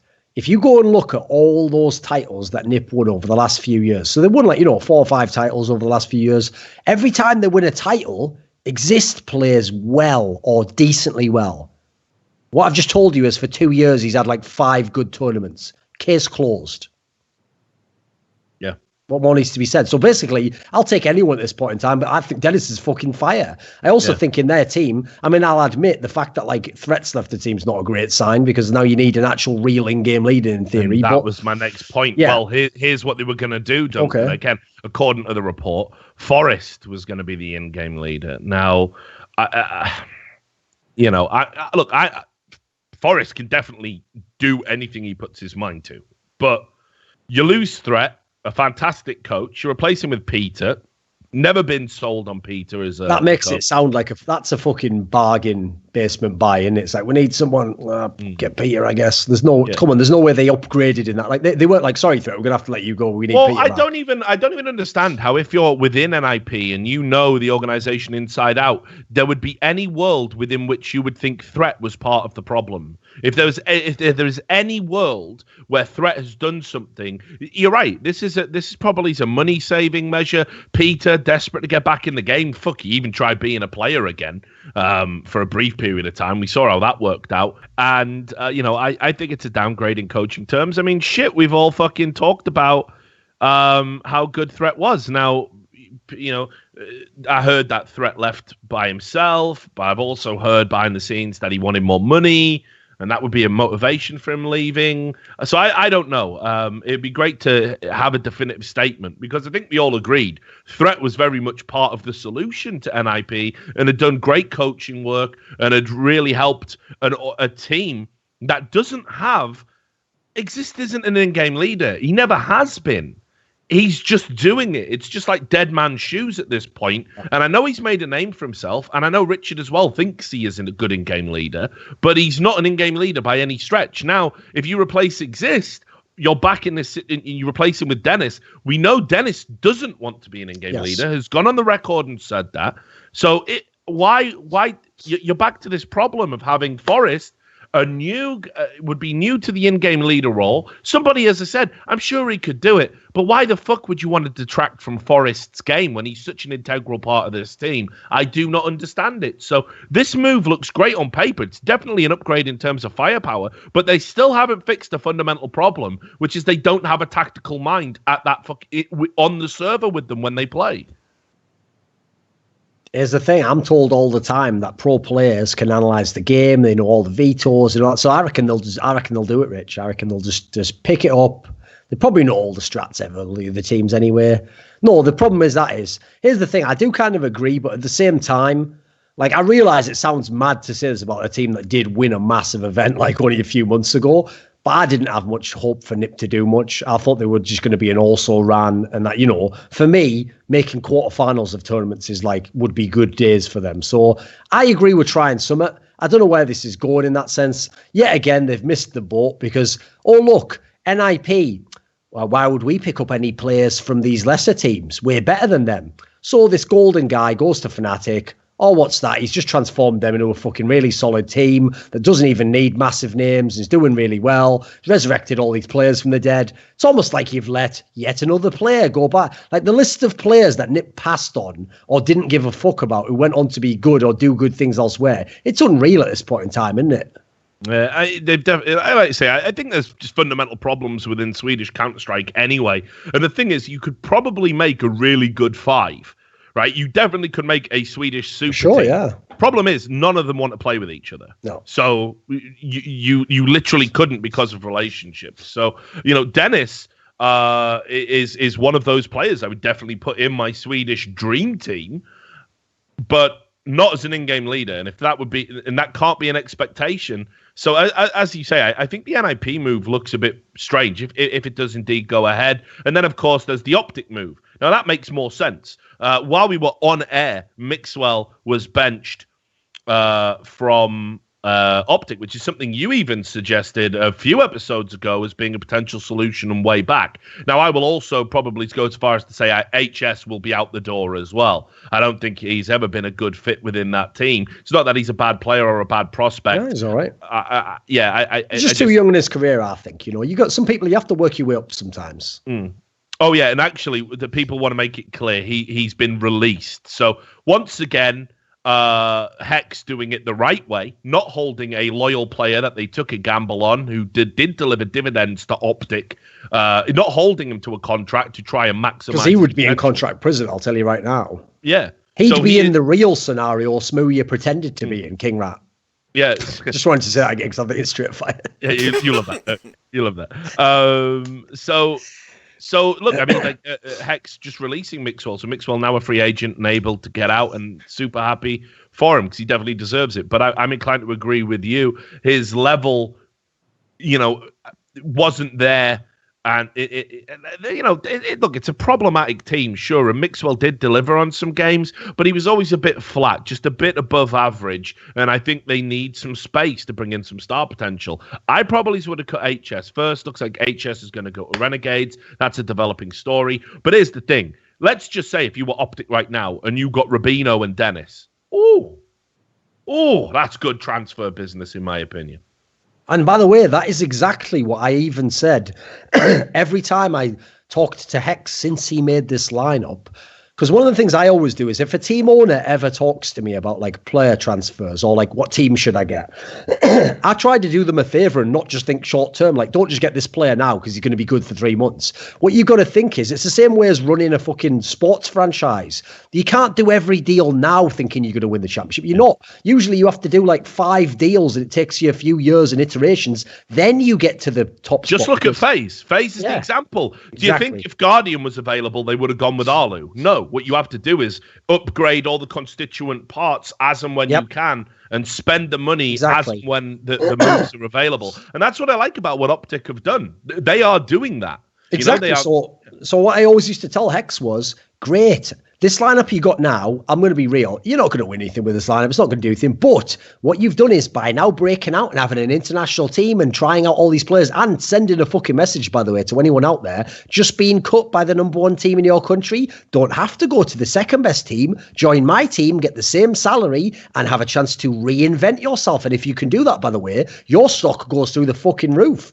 Now, obviously, some of them haven't done that so far, but people like Dennis and Rubino, they're primed to do it already. It's not even like they were in a bad spot necessarily. They were already down in the dumps and they're coming over. So, yeah, I think exactly. What a great pivot. Yeah. And not only that, though, I mean, just fucking real talk in terms of all you need to know about how sometimes you've got to eventually upgrade. Fox actually was in FaZe for a time. That's all you need to know right there. Oh, by the way, don't worry. Not just even mentally ill people. Some even normal people suggested that was a bad move to let him go. How did that work? How did that work out for y'all?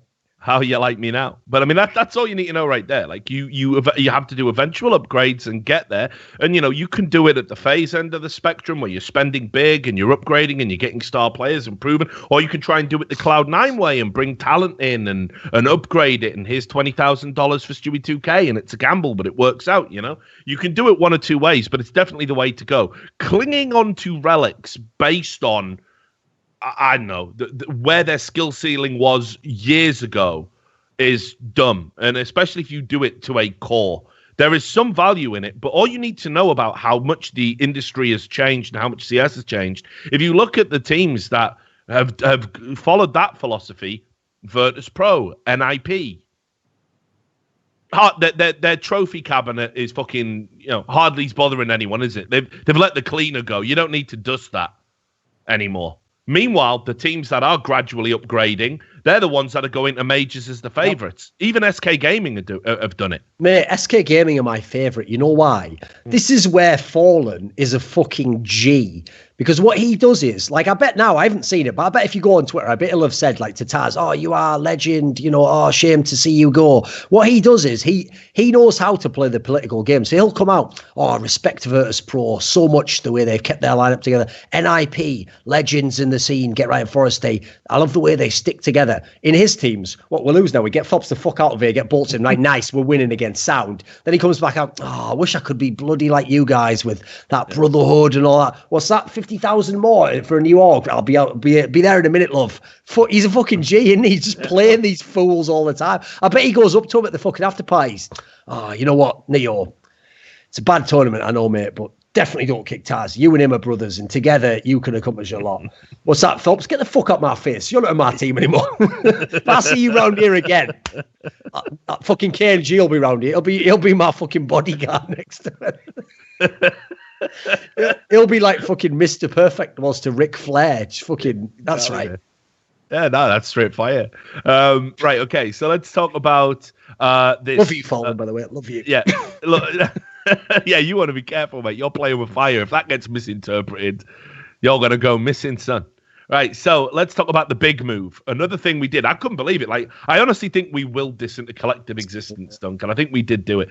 Basically, Big made an announcement that they finally were going to change things. And let's be clear, they went from having what on the surface appears to be a very good major, getting into the legend stage. They only had to win 3 times on Inferno and had discovered a way to sort of exploit the in-game mechanics of it. And indeed, people have sent me graphs where it's like, if you look at Big's form on, while the bug existed and best of 3s when it could play Inferno and stuff, and then you look at it after it wasn't there anymore and people know what they're doing, boom, it is, they fell right off a cliff. So we said on the last podcast that first of all, 2 things have been fundamentally true since the get-go. You cannot have Legia and Godby in a team. Can't be done. That we've been saying that for years. That even they agree now. yeah, exactly. Like, well, they just had to. And that Godby is a fucking mastermind, but he's going to give up a lot in terms of kills and fragging potential. So you must balance that out. It's just a mind. That's the problem. He's like Krang without the fucking guy's body to get inside, isn't he? So, yes. That was the only solution. That's how you upgrade Big. You get Keeve, you give him a fucking lobotomy, you wouldn't have to do much. You just fucking swirl a fucking Q-tip in his ear, wouldn't you? And then you put Godby, his brain inside his stomach, and there you go. You've made 2 players into one in a hideous fucking Frankenstein-esque creation. Let's not do that. By the way, the new Teenage Mutant Ninja Turtles movie will be out soon. Definitely check it out. Straight fire. It'll be straight fire, I tell you. And they benched Keeve. So benched again, of course. Remember what bench means within this context. We are looking to sell Keeve. So basically, one of the problems that we had for me in this team were, once again, it's the same old tale. Keeve was a wildly inconsistent AWPer. When he came in from alternate attacks, he was, super hot fire. He arrived pretty good, had some good tournaments. I think, the very first tournament he played with his team, he was like statistically amazing, but he has been very fucking ordinary. And on some maps that they're trying to like bring into their map pool, like Godby's done a lot of work on Overpass. You watch Keeve on that map, and it's like, if you were to do a side-by-side comparison of like, say, watching him play and then like watching Kenny S play or Guardian play, it's not even close. And unfortunately, you have to have a good AWPer on that map to really make things work, especially on that CT side. So he wasn't fit for purpose in what they wanted to do. Now, Tabson obviously gets a pass for a shit major performance, because to even propel this team forward, Tabson was having to do things he's never done before in his career. He had to play at a world star level, which Tabson has never been, but he's shown he can get there. So you definitely double down and stick with a Tabson. Next, of course, I don't know what the fuck happened to him. I remember when it was like, wow, he's the German Shox. That lasted about 3 months, and then I don't know, mate. Fucking just not happening anymore. But still, potential. He certainly has more potential than Legia. And now, what's really bizarre is they have said, because I didn't realize this, but like Big is an acronym for Berlin International Gaming. That seems to be known by everyone all of a sudden. Didn't seem to put that in the initial press release, I don't think, but whatever. But they've said they want to keep it German. And they're trying out like German players and stuff, and it's like, guys, please don't do this to yourselves. Like, you're really making a rod for your back. You can have a German core. And apparently the news has come through that they're trying out Niels Luca Jaziek, who, I know, they're giving him a try, and he's played in teams like Eyes on You and Wise Wizards. Oh? And well, he was Well, he got a VAC ban, didn't he? Yeah. Did you hear the explanation of it? What was the explanation for his Can you teach us how to cheat? He had Dota 2 Reborn open in the background, and then he opened CSGO, and apparently if you open 2 VAC games, it gives you a VAC error. So he got banned on his main account, then he opened his Smurf and tested it again. He got banned on that one, so he wrote a letter to wait a Valve. second. Wait a second. The manager said this. But wait a minute though. Why he's got VAC ban? Fuck, that could affect my career. Let me just test my other account. Second.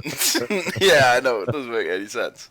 No, but I mean, apparently they went to Valve with this evidence, and then Valve unbanned him and said, "You're clear of all accusations." Apparently.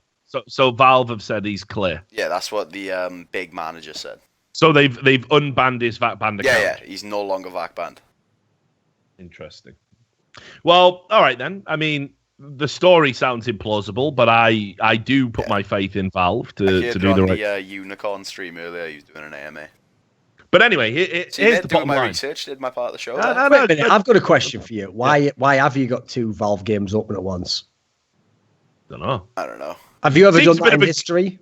Seems a bit of a glaring oversight as well, like from Valve, that if you open 2 fucking games that use VAC, boom, you just VAC banned. Like, surely somebody tested that over at a company. You know what I mean? I don't know. Whatever. Maybe that is the rule. Maybe it's just specifically Dota 2 Reborn. Would be a pretty ballsy cheat to code your entire cheat as Dota 2 Reborn. So I don't know. Look, at the end of the day, it's not my place to speculate. If Valve have said he's clean, isn't he? So we'll deal with that. But anyway, the bigger problem isn't that, well, you know, he had an unfair VAC ban. It's that, who the fuck is he? If Big want to be an international level team and you're letting players that are at least in some vague sense of the word proven at international level, and you're bringing through absolute unknowns. I mean, shit, this might be straight hot fire. He might be like a hell of a find. He's only 21. I understand them taking a gamble. I definitely wouldn't have announced you were giving him a trial though, because now if he doesn't make it and then doesn't end up on the team, that's going to colour his career later on, that he was a failure and a flop and not good enough for Big. And equally as well, this is the kind of thing that doesn't inspire any confidence. Now, it shows that you're not thinking big. Your fans are going to get a little bit worried here. Like, this is basically what happened with Stewie 2K. Now, Stewie 2K went on to be one of the best finds in World Counter-Strike. If Looker goes the same way, Big have played a blinder. I don't know if they have. But anyway, just some general thoughts about the Big roster moves overall for you. So the 2 players they removed, Legia and Kiev, right? Yeah. So Legia goes to coach. I actually think that's even a fucking good move to some degree. Like, I'm sure he can actually help him. It's probably the only way Godby would sign off on it, though, right? Probably, yeah. He's like, listen, I just can't quit you, Legia. And I need you to be in the same room as me at all times. And then they're like, so he doesn't technically have to be in the game. Fuck, if we'd have known this from the beginning, you're a coach, aren't you? Am I? I'd like to keep playing. Shut the fuck up. You're a coach. Yep. Legia has been a coach, though, in his history before, if you remember. Okay. He's actually done it before. I can't remember what team it was. I don't know if he was a coach in towards the end of his NRG spell. No, I think it was another team before. Yeah, it was another team. But he has been a coach before. You're right. I think it was before he went to NRG. Kingwin. Yes, there we go. Yeah, Kingwin, that was it. I definitely think those 2 removals are good. I actually thought both those players were pretty crap and Big. Like, I at least for the first few months was willing to give Kiev a try. Like, yeah, you got to try young talent. Someone has to, and some of them is going to turn out to be good. Just obviously, it was like, that's one where very quickly I could just see this is going nowhere. Again, it's another example of, we have got a below standard AWPer, and we will now attempt to compete against all the best teams in the world with their straight fire AWPers, half of them who fucking feast upon going directly in AWP duels with shit AWPers and straight reaming them up. So there we go. That doesn't work. Then you've got to add in, that was the problem we've always said, and it's just like, that's one of those principles where, like, I've never wavered on that for a second. You can't have Godby and Legia in a team at the same time. They've tried it in 2 different teams now. How's it gone for both those teams? What? Almost no LAN results of any fucking note. Sound. Like, you know, like it was no big deal. So I agree. I don't know who this Looker guy is. I also get the feeling if they're trying him out, Richard, I don't buy this angle that they have to go German. You know what I think there? I think that CS economy has spiraled so out of control that Big can't get anyone. They can't even get the sort of people that fucking Hellraisers would get. They can't get the sort of people, like, they don't even have a chance in hell at the people Optic and fucking Mousesport are trying for. Yeah. I think Big is bottom of the barrel in that sense. And they have to literally go for people who have no contract to sign or buy out, and that you literally get an unknown people, because who else is left at this point in time? Like, I would even suspect that this means they probably couldn't even get fucking Sprout players. Well, I was going to bring that up, actually, because obviously Zane did leave Sprout as well. Now, he's Finnish, but obviously he's played on a German team. He should be fucking finished. It was garbage. So, sorry, mate. I'll just lay that up for you, shall I? There you go. You slam this, mate. But anyway, like, I think maybe, you know, there's an implication that he can speak German and certainly blend in with German people. So I think maybe he's somebody that could get. He's obviously going to be free. He said, "I'm a free agent. I'm available." So maybe that's somebody that could do. I don't think he was terrible. Actually, I don't know why he didn't make it at Sprout for whatever reason. You know, he's better than no player whatsoever. And certainly if you're going to be trying like the cream of the crop of young German talent, I mean, that is a fucking suicide note to any organization, isn't it? So there has to be some good players there, though. I will say that. Like, that's one thing that I actually found really underwhelming. How the German scene went the same way as the UK scene, brother.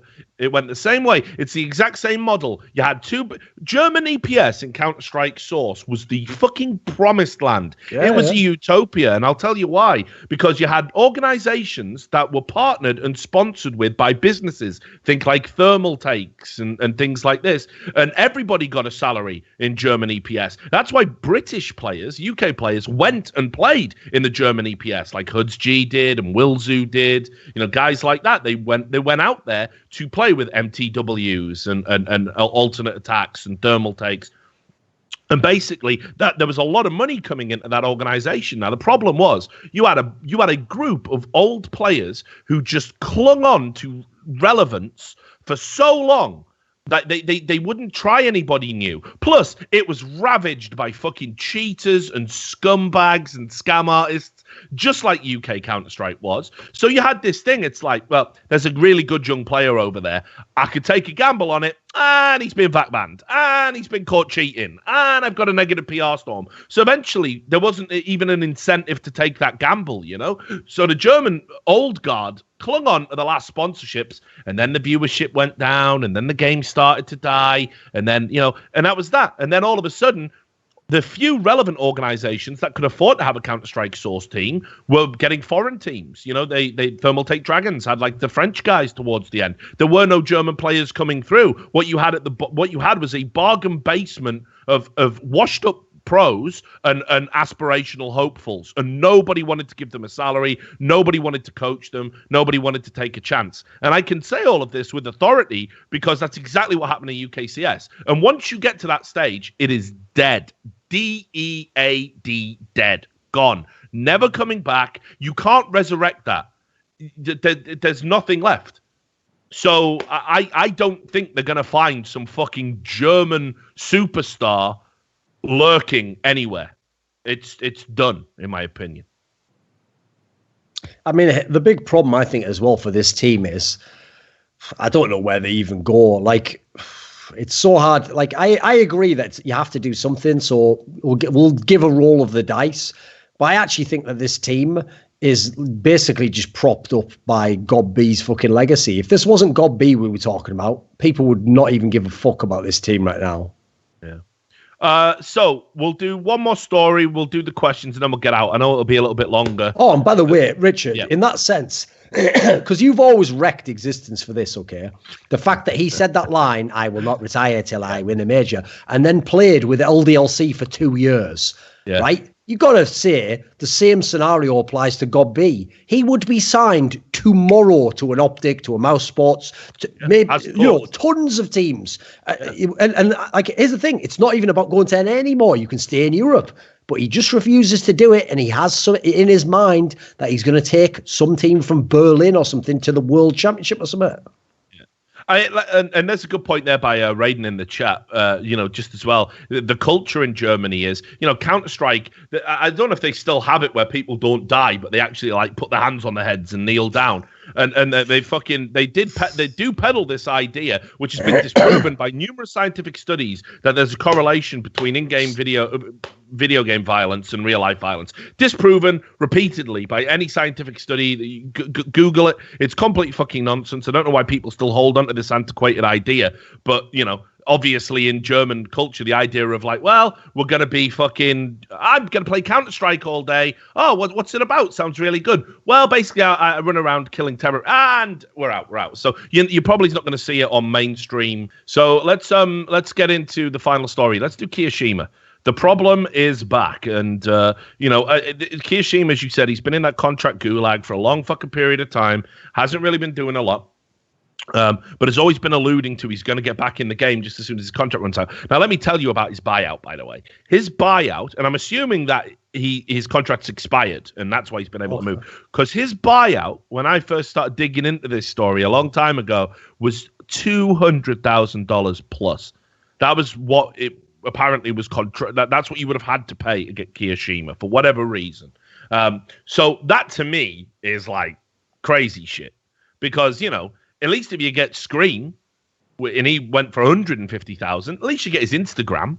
Yeah, at least you got Kiyoshima's just a regular guy, just a non-spectacular player, a very solid functional role player who will probably make any team he plays on better in some way, shape, or form. Also, let's not forget he did have a bad run of form, not Smith's-esque levels of bad run of form, but a bad run of form. That's why he got dropped in the first place. But when Carragher brought him back into FaZe and he was his muse and he dropped Jakeem to do that, a lot of people thought that was a bad move. I thought that was a bad move.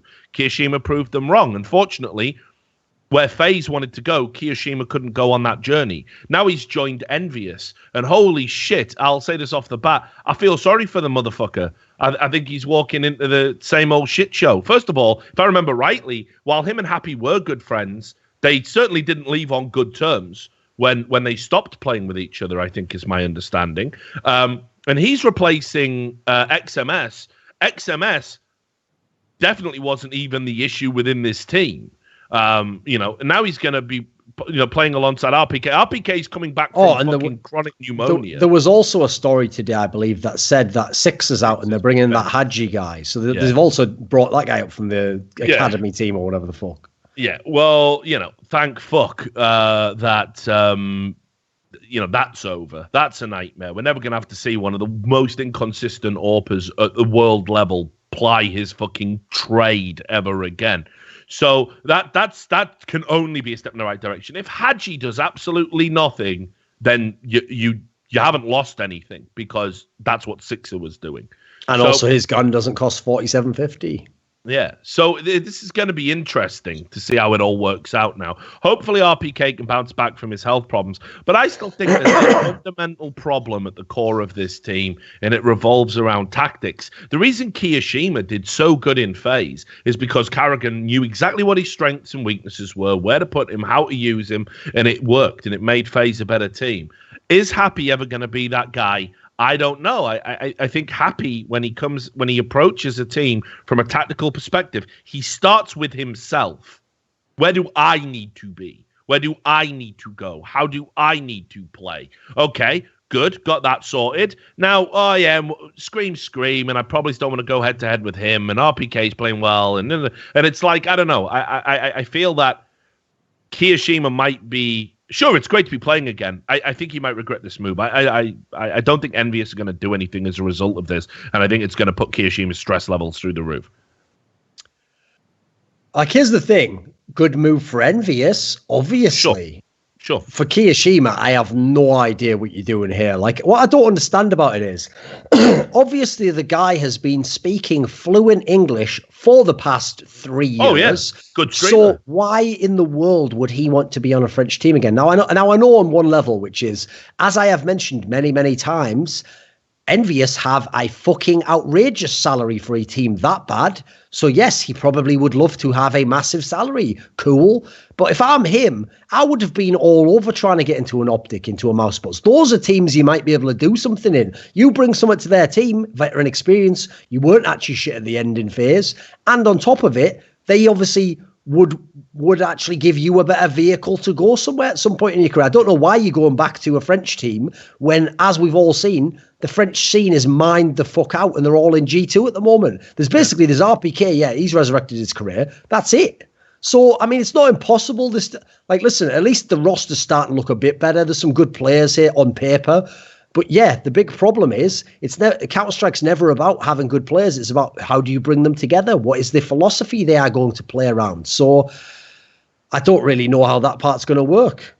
Yeah, I mean, I'm not too sure either. I definitely am looking forward to seeing Keo play again. I think he's a player who always did get a bad rap.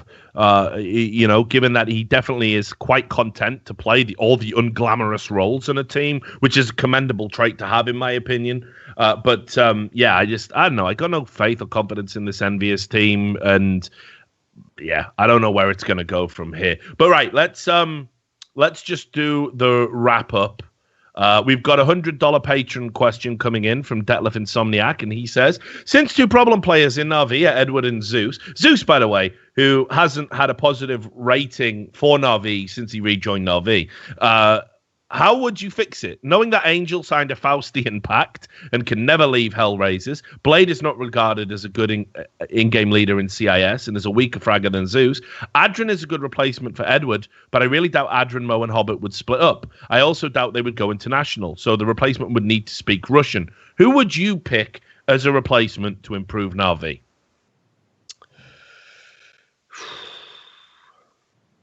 You know what? In this scenario, maybe it's time to do, like, first of all, I haven't necessarily given up on Zeus. I still think I thought actually Na'Vi's form, if you had DreamHack Winter and the Major together, they're actually making some improvements. You got to give them a bit of credit. They're not as terrible as they seemed before. So I haven't run my course on this lineup. With that said, if you're going to replace Zeus for whatever reason, I mean, as you've just mentioned, you can't get Angel. It does seem like something of a waste of time to get Blade. I would actually just say, why don't we try a player who hasn't yet been on the top level of the scene? Why not roll the dice on that? Why not do basically what Fnatic just did with Golden? Get someone who was playing at a lower level, but had, in theory, the mind and the system, and say, right, let's give it a go and see how it goes at the top level. Not least because, if anything, you might even be in a better position here because you've already got a primo superstar player and some other good players. Flamey was in sick form at the Major. Electronics getting it together. You've actually got a big three in that team. So if you've got a big three, get any in-game leader. Just get someone who isn't one of those three, basically. Give it a go, right? Yeah. I mean, for me, it's not even necessarily about replacing Zeus. I'll always let a good tactical mind have a pass for being shit on the server. Always. Always, always. Because you can do enough in that makeup, especially with Valve backing this rule about coaches not being allowed to call in-game. You can always do enough with 4 good players if you're a good enough in-game leader. The problem is, I don't know if Zeus is that guy anymore. I think he's too rigid, too authoritarian, but who knows? For me, it's Edward that has got to go and has needed to go for a long fucking time. And I agree with you. I think there's talent out there now in the CIS region that has fucking proven itself to definitely be up to this standard. You think about some of the games that some of the Vega Squadron guys had, easily could slot into Na'Vi and improve. Oh, and by the way, I've no doubt every idiot in the world, but they have brothers that have been together for the longest time. Shut the fuck up. They would literally, Zeus could walk into Vega Squadron's boot camp right now as they practice for the next tournament, like the fucking Joker, snap a pool cue and just go, we're having tryouts. And they would literally scramble to murder each other. I guess you probably timestamp that, even though it's just a metaphor. No. I like that metaphor. I think you're safe. Safe with that, right? I think you're safe. But for me, imagine May or Chopper just coming into Na'Vi now to replace Edward.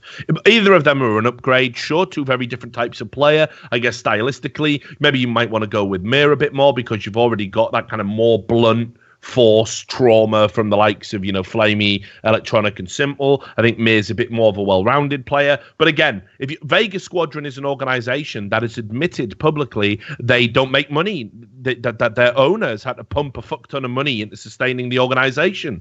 Now, if you're telling me they will not take a modest buyout for Mir or Chopper, and keep in mind, in the current climate, if Electronic can be $120,000 to an org like Flipside, Mir and Chopper are not going to be too far behind that. Well, this might actually be an opportunity for Vega Squadron to break even or maybe even make a small profit, which for a growing org in that region is huge.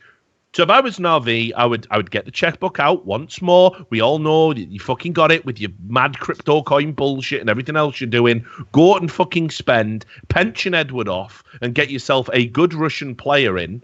And all of a sudden, Na'Vi are a fighting force in 2018, unlike the unknown quantity / Elo hell prison for Simple that they are now. All right. So anyway, there you go. They're my thoughts. Right. Let's do one last thing before we go, because this needs to be addressed. It gets talked about all the time whenever we do a show, and it just shows that people don't socialize. People don't socialize to people who watch our podcast. They mustn't, right? one thing gets brought up at the end of every podcast. They go, Richard and Duncan's accents are so different on this show when they talk with each other, right? What is happening? Why is Duncan pretending to be Irish? That's another one that comes up a lot. And you'll see there's a Reddit thread on it about it right now. So let me explain something to you. Basically, me and Duncan lived a long period of time in the northeast of England. This is how Northerners sound, all right? It's called an accent. And what you do is when you're talking to someone in a friendly setting or a colloquial setting, you will not only use your relaxed, normal accent, but you will also mirror the other person, and your accent will become stronger when you are around those people. It is a psychological trait, a phenomenon that is well observed in people who do this thing called socializing. Now, what me and Duncan do when we record our videos, because we understand we have an international audiences, we adopt what is called a broadcasting voice. And a broadcasting voice is where you shave off the broader edges of your accent, like how I'm talking now, so people can understand it without scratching their fucking heads all the time. I do not know why this has to be explained, and that no, Duncan isn't suffering from multiple personality disorder and top of the morning to you, Rich. What about them Navi, eh? Like, no, that's not what's going on. All right. I know. I've even seen somebody made like a fucking thread about me a year ago going, have you noticed how Richard Lewis has changed his accent for American TV? Yeah, I have. Yeah. Imagine that. Imagine actually actively doing that so the American audience can understand what the fuck I'm saying on an American TV show, you mad cunt. Obviously, yes, you would do that. My job is talking. It behooves me if more people understand me. But also in a podcast like this, in an intimate setting where we want to get information out and fucking have a laugh, we're not treating it like it's a starchy interview like Frost fucking Nixon, are we?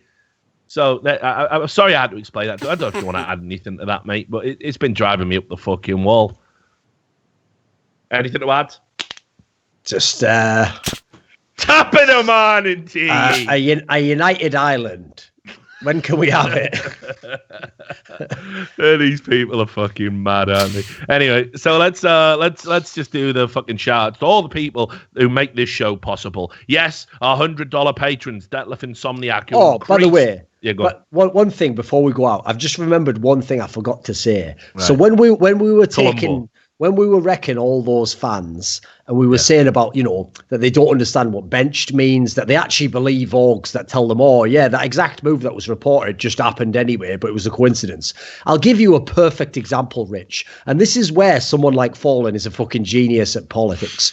All SK fans actually believe that Phelps chose to leave that lineup to allow SK to get bolts and become a better team. They believe he voluntarily stepped down. Now, I believe it's because he actually said, no, yes, because of my situation and the stress, I have chosen to step down. If you believe that, you're just beyond fucking gullible.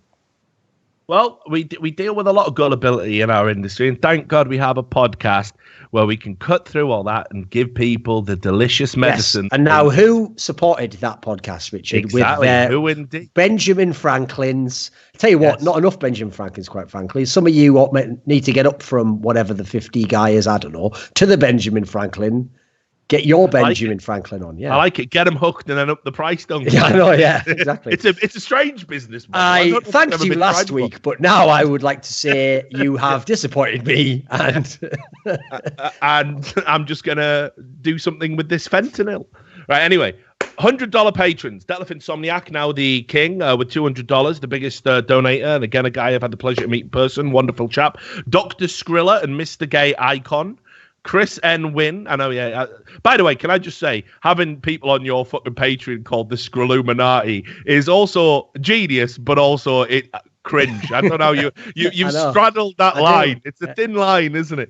Yeah. It's a thin fucking line. Mr. Gay Icon, Chris N. Wynn, Jerky's Minion, and Mateus Pietrkowski. And of course, our $50 patrons, some new names here. Whoa, tough guy. Richard Hennessy, probably one of your boys, back into Ireland and that. Richard Hennessy, Benakagi Assassin, Keith Miller, Nastradamus, COWO, Daniel Plamanov Yordnov, Carl Oscar Garcia Firm, Marcus Kyunpar, Sard Sawar, Funky Boy, and William Southern. We know there's lots of stories we didn't cover. Just for you. We're going to come back next week and do it again, and we'll pick up where we left off, and we know there'll no doubt be some more crazy shit to talk about. Thanks for everyone who tuned in, and we will see you on the next episode of By the Numbers.